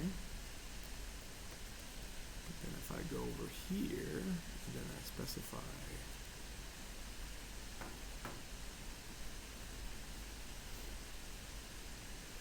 well, that is odd.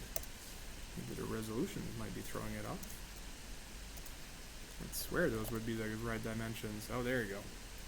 Yeah, I think the resolution was maybe like slightly kind of throwing it off and trying to make an adjustment that was not quite right.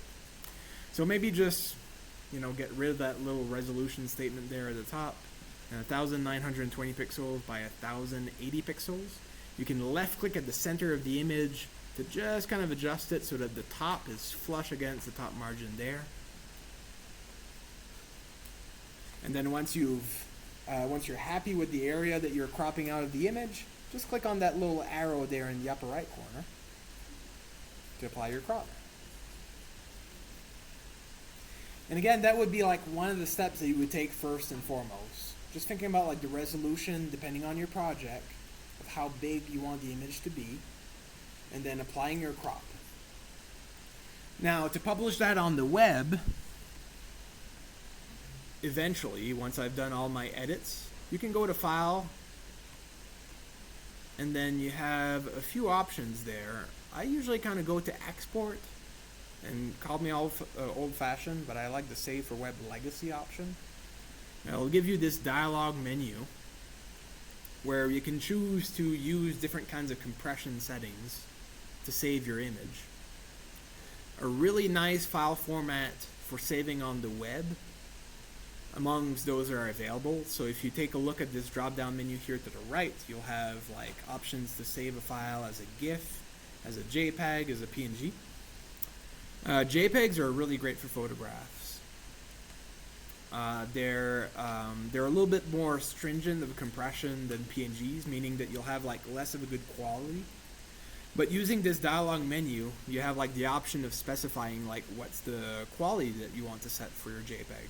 And you can choose something like 100%, so it's like slightly less compressed. And then the lower left corner here next to the image preview will be the image file size.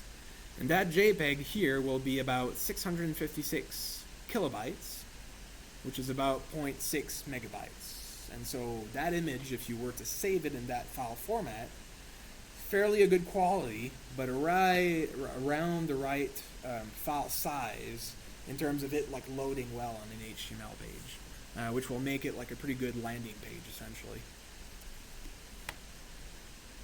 So now that we've kind of know like exactly like roundabout like what's the ballpark file size value that we'll end up with,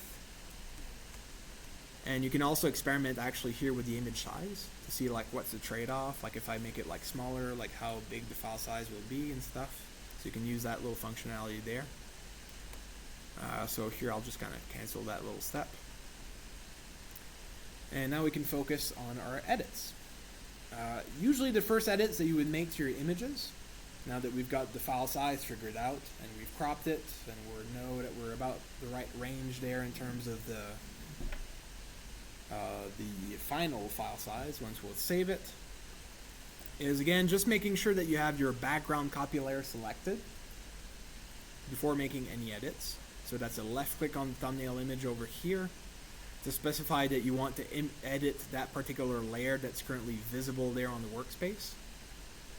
And the first tool that I'll show you how to do is a tool that's called the Spot Healing Brush tool. Now, before using that tool, I usually recommend when you're making these kinds of like retouching techniques that you kind of really zoom into your image. It'll just make it much easier to sample some of the pixel information to replace it.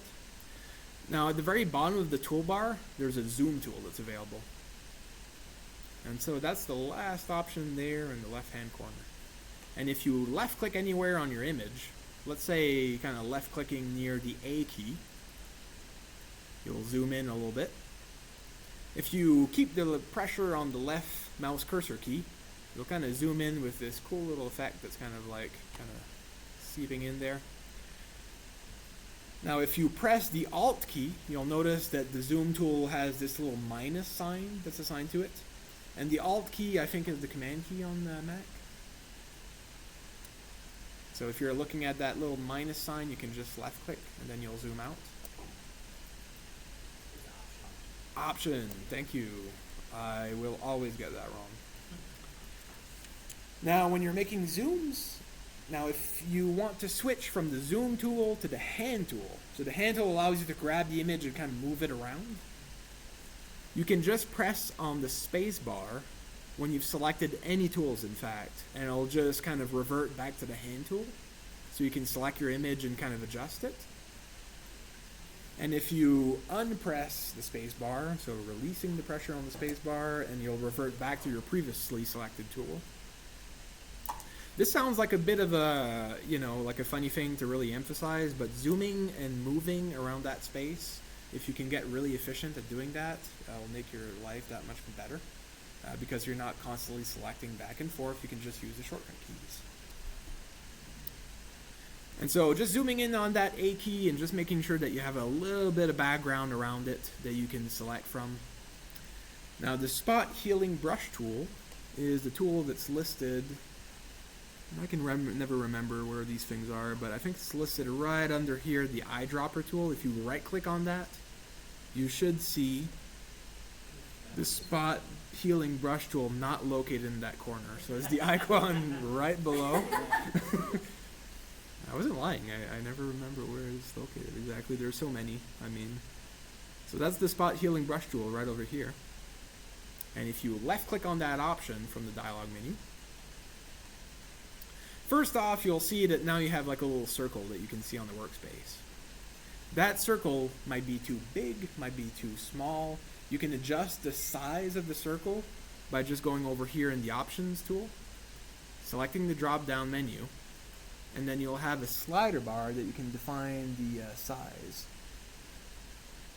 The bracket keyboard shortcut is fast too. Oh. You left or right on it, and it sends it right there. I'm gonna try that out. That's fantastic. So using the brackets. Ooh, nicely done. Did you just change it? If you wanted to change your size of your spot healing brush, you would use the brackets. And the left one is smaller than the right one. It does.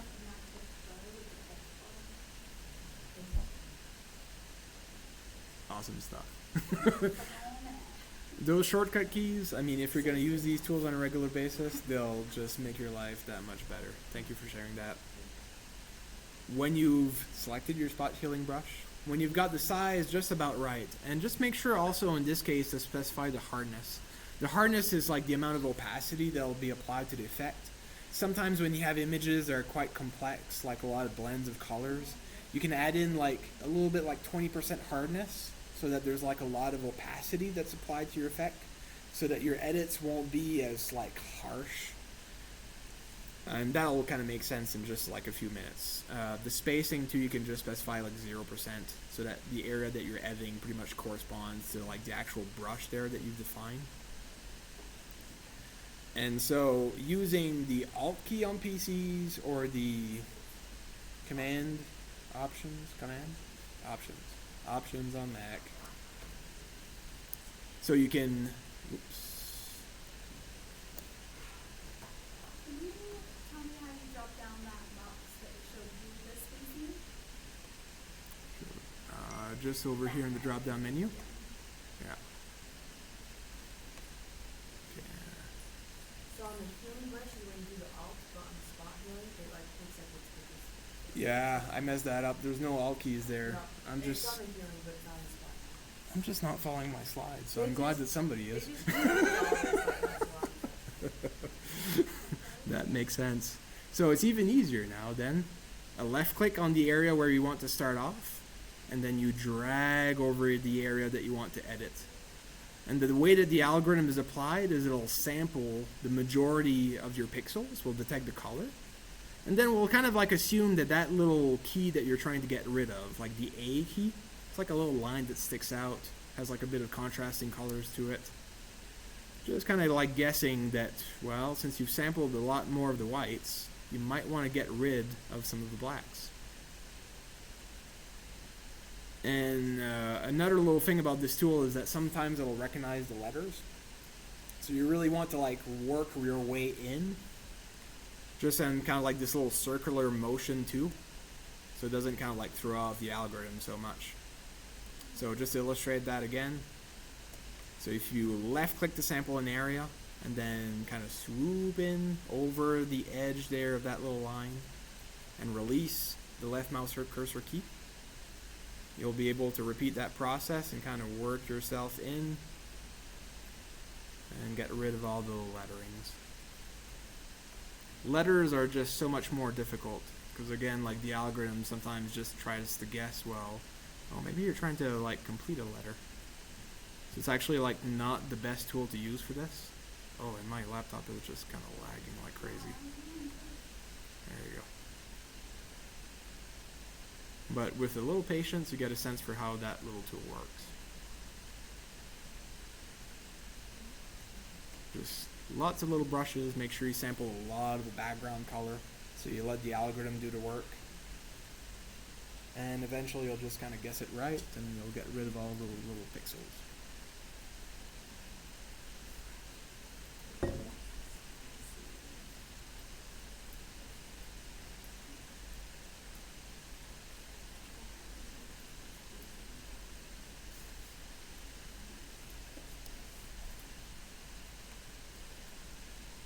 So how about I go through these demonstrations real quick, and then we might have like a few minutes at the end of class and stuff, so that way if you have any questions, if something is not working out, I can help you out on an individual basis.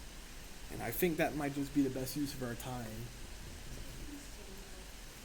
So, that being the spot healing brush, it's one option, but it's not the only option in terms of making edits to the pixel colors themselves. So using another retouching tool that's called the Content Aware Patch Tool. So here, if I move further to the right and find myself another letter, the patch tool is available. Let's see if I can get this one right. under the same icon, and the third one to the bottom. And that would be the patch tool.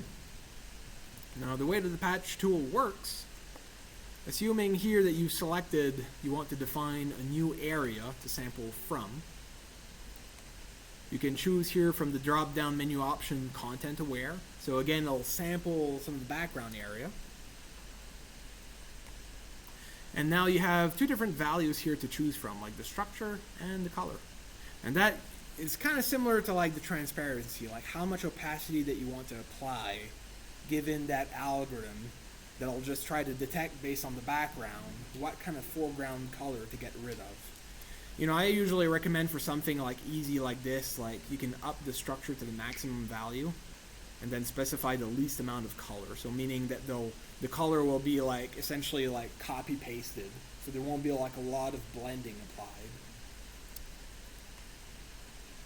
Now left clicking and then dragging the mouse cursor, you can draw an area that roughly corresponds here to a little circle. And as you're dragging the mouse cursor, just try to close off the circle here and then release the left mouse cursor key to define the area, and you'll see it becomes highlighted. And once you obtain this highlighted area, you can click on the area and maintaining the pressure on the left mouse cursor key, drag it over to another area to sample from. And a good area to sample from would have roughly the same kind of colors. So it would be like a white area. And here I've clearly defined my circle way, way too big. But you know, if I drag it over here. So if I release the pressure on the left mouse cursor key and let that go, so it'll apply the patch. And once you're done with your edit, so it's just a matter of right clicking and then choosing deselect as the option there. So you just want to like deselect, so no more selections. So going through those steps again, because there's nothing like repetition. Yeah, I'm fully aware that that didn't work out for most of you. So there's nothing like practice, you know, like left click to start drawing, and then you're drawing around the F. I'm actually gonna try and do a better job here and keep that area a little bit small. And then left click and you're closing off the little shape that you just drawn, releasing the pressure on the left mouse cursor key. So now the area becomes highlighted, so you've made your selection. So you can click on the selected area and drag that towards another area to define your sample. And I'll use the background of that area that you sampled here to replace the original one. So if you release the pressure on the left mouse cursor key, and that'll just apply the effect. And again, right clicking and deselecting.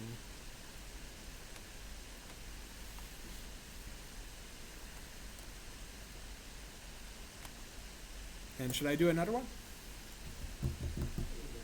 Alright. Again, like if you have any more questions and stuff, I just want to get through this quickly so I can actually help you out on a visual basis that way. You know, if you have more questions, I can, you know, come over and show you how that works. The third option is to use the marquee selection tools. So you can make a selection and then specify that you want to use the content-aware algorithm to actually indicate, okay, based on that selection, there's a background, there's a foreground. So just trying to fill in by trying to guess what is the background color. So here in the marquee selection tools at the very top in the upper left corner, you can choose the elliptical marquee tool. I tend to find that that works a little bit better when you're working with something like letters and stuff. The rectangular marquee selection tool will actually do a better job of the algorithm recognizing that that's a letter. And then it might try to like complete it or fill it, which usually, you know, normally that kind of screws up what we're trying to do here. So if you choose the elliptical marquee selection tool, and then it's just a matter of left clicking on the workspace and dragging to create your selection. Should be around like round about the letter big enough to get like a lot of the background, that little white color that we're trying to sample. And when you release the pressure on the left mouse cursor key, so you define the area that you want to select, so now it'll be kind of highlighted. If you right click on that area, and there's a fill option in there. Now if you choose fill, just a matter of specifying there for the algorithm again, content aware. So you're trying to guess from the background how to replace a certain foreground color. And for the blending mode here, because we have like really contrasting colors, the normal mode should be fine, opacity to 100%. And it's just a matter of trying it out. So if you click on OK, and that should get rid of all the foreground image. The key thing here, just making sure that you've got like a good selection for your background, right? So you need to kind of work with the algorithm and let it try to guess correctly, like what's the background image, what's the foreground image. And then right click and deselect again to get rid of that selection. So just to illustrate that one little last time, so that would be a left click using the marquee selection tool to drag and creating your area. Releasing the pressure on the left mouse cursor key, so you've got your selected area highlighted. Right clicking on the selected area and then choosing fill.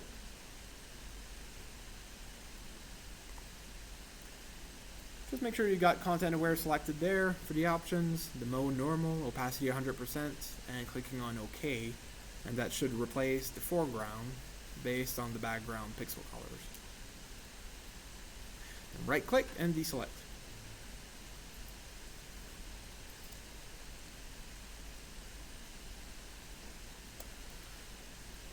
So again, just a matter of kind of experimenting with the tools and seeing which ones that you prefer to use. The clone stamp tool is pretty intuitive. I like that one personally. Just a matter of going over here and then choosing the clone stamp tool, and you'll find that usually I try to keep the best for the end.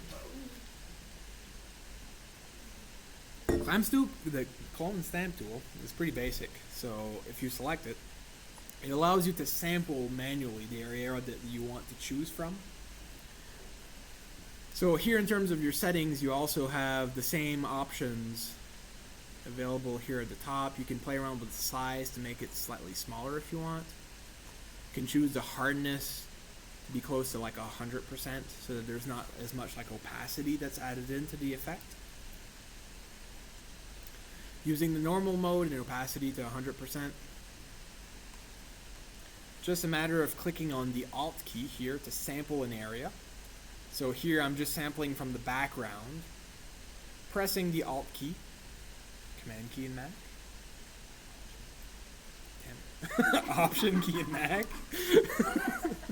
so many chances, and then left clicking to sample the area. Now I've released the pressure on the Alt key, so I'm no longer sampling any more areas.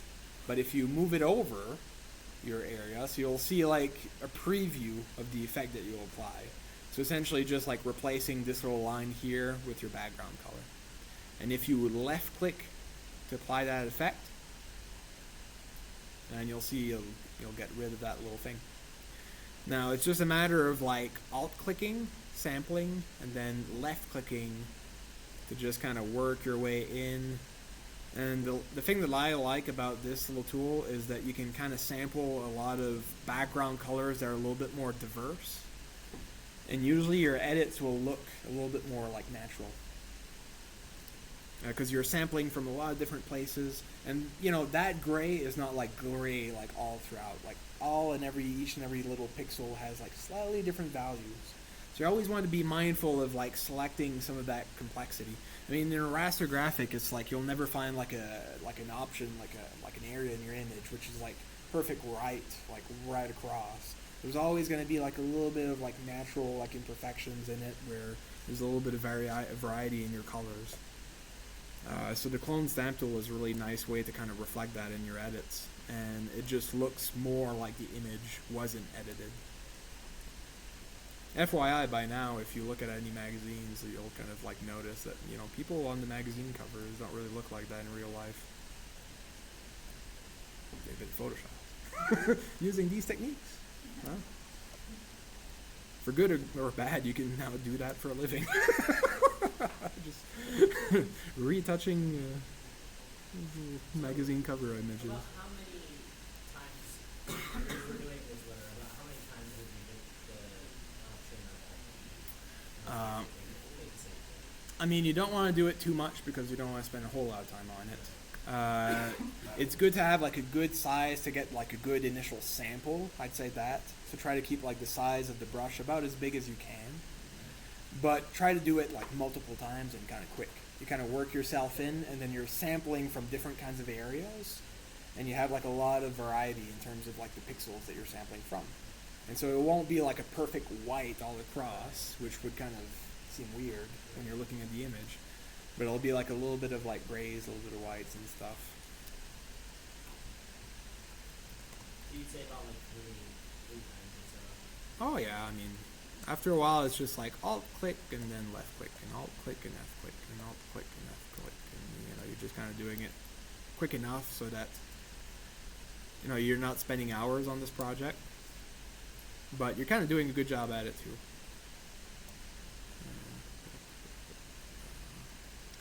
So what I'd propose is for you to practice with all 4 tools. I'm going to walk around. If you have any questions, I can show you how to go through some of these. Step-by-step instructions on the slides. I mean, it's somewhat useful in the sense that there's the icons that kind of serve as like a reminder of like what we actually practice. But remember that I have like the video screen recordings that I've gone through today. So I'll post that to YouTube at the end of class so you can take a look. So if you want to practice further during the weekend. Otherwise, if you have any questions, just let me know. I mean, I'd recommend practicing and getting through, all of the keyboard. So you just can go to View and then Fit on Screen. And so you have like all the bottom row and the top row there if you want to practice further. Looking forward to next week. There'll be some videos, a Code Academy module assigned, and then I have a blog post or 2 that you can kind of read, kind of skim through. It might offer some suggestions in terms of some types of information that you would like to include in your digital portfolio. We'll revisit some of those later on, earlier next week, where I'll try to keep the code demo short so that we can actually practice that. And that's about all for this week. So you are all free to go. Otherwise, stay behind and let me know if you have any questions. Especially on the software side, if something's not working with like opening zip folders, or if you want to figure out like some of these extension things, I can come over and help you out. Just a quick question, as far as next week's class, Yes. is it going to be till 8, you think, or just wanting to meet as a group? Oh, yes. You can come in either prior to class if you're able to, getting off work. I might, I try to keep it short as possible and stuff. But, I guess there's just like so much things to cover that usually we might end up finishing around like 7:30-ish. So, it's fair to assume around 7:30 or 8. Yeah. It'll get faster though. Week 2 is always a little bit slower because you have to introduce things and stuff, so.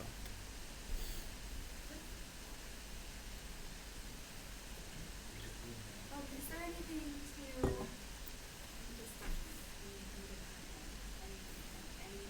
Not this week. For some reason I thought we were going to be turning this stuff in. You'll always get little reminders in Canvas course section. There's a schedule where the assignments are listed and stuff, but we Okay. have nothing due until I think maybe 2 weeks from now. Okay, sounds good. Yeah.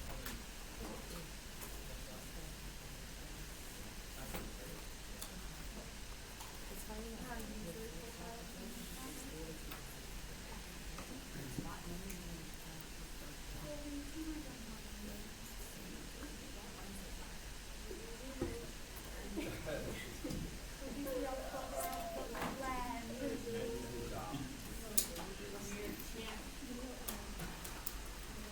Thank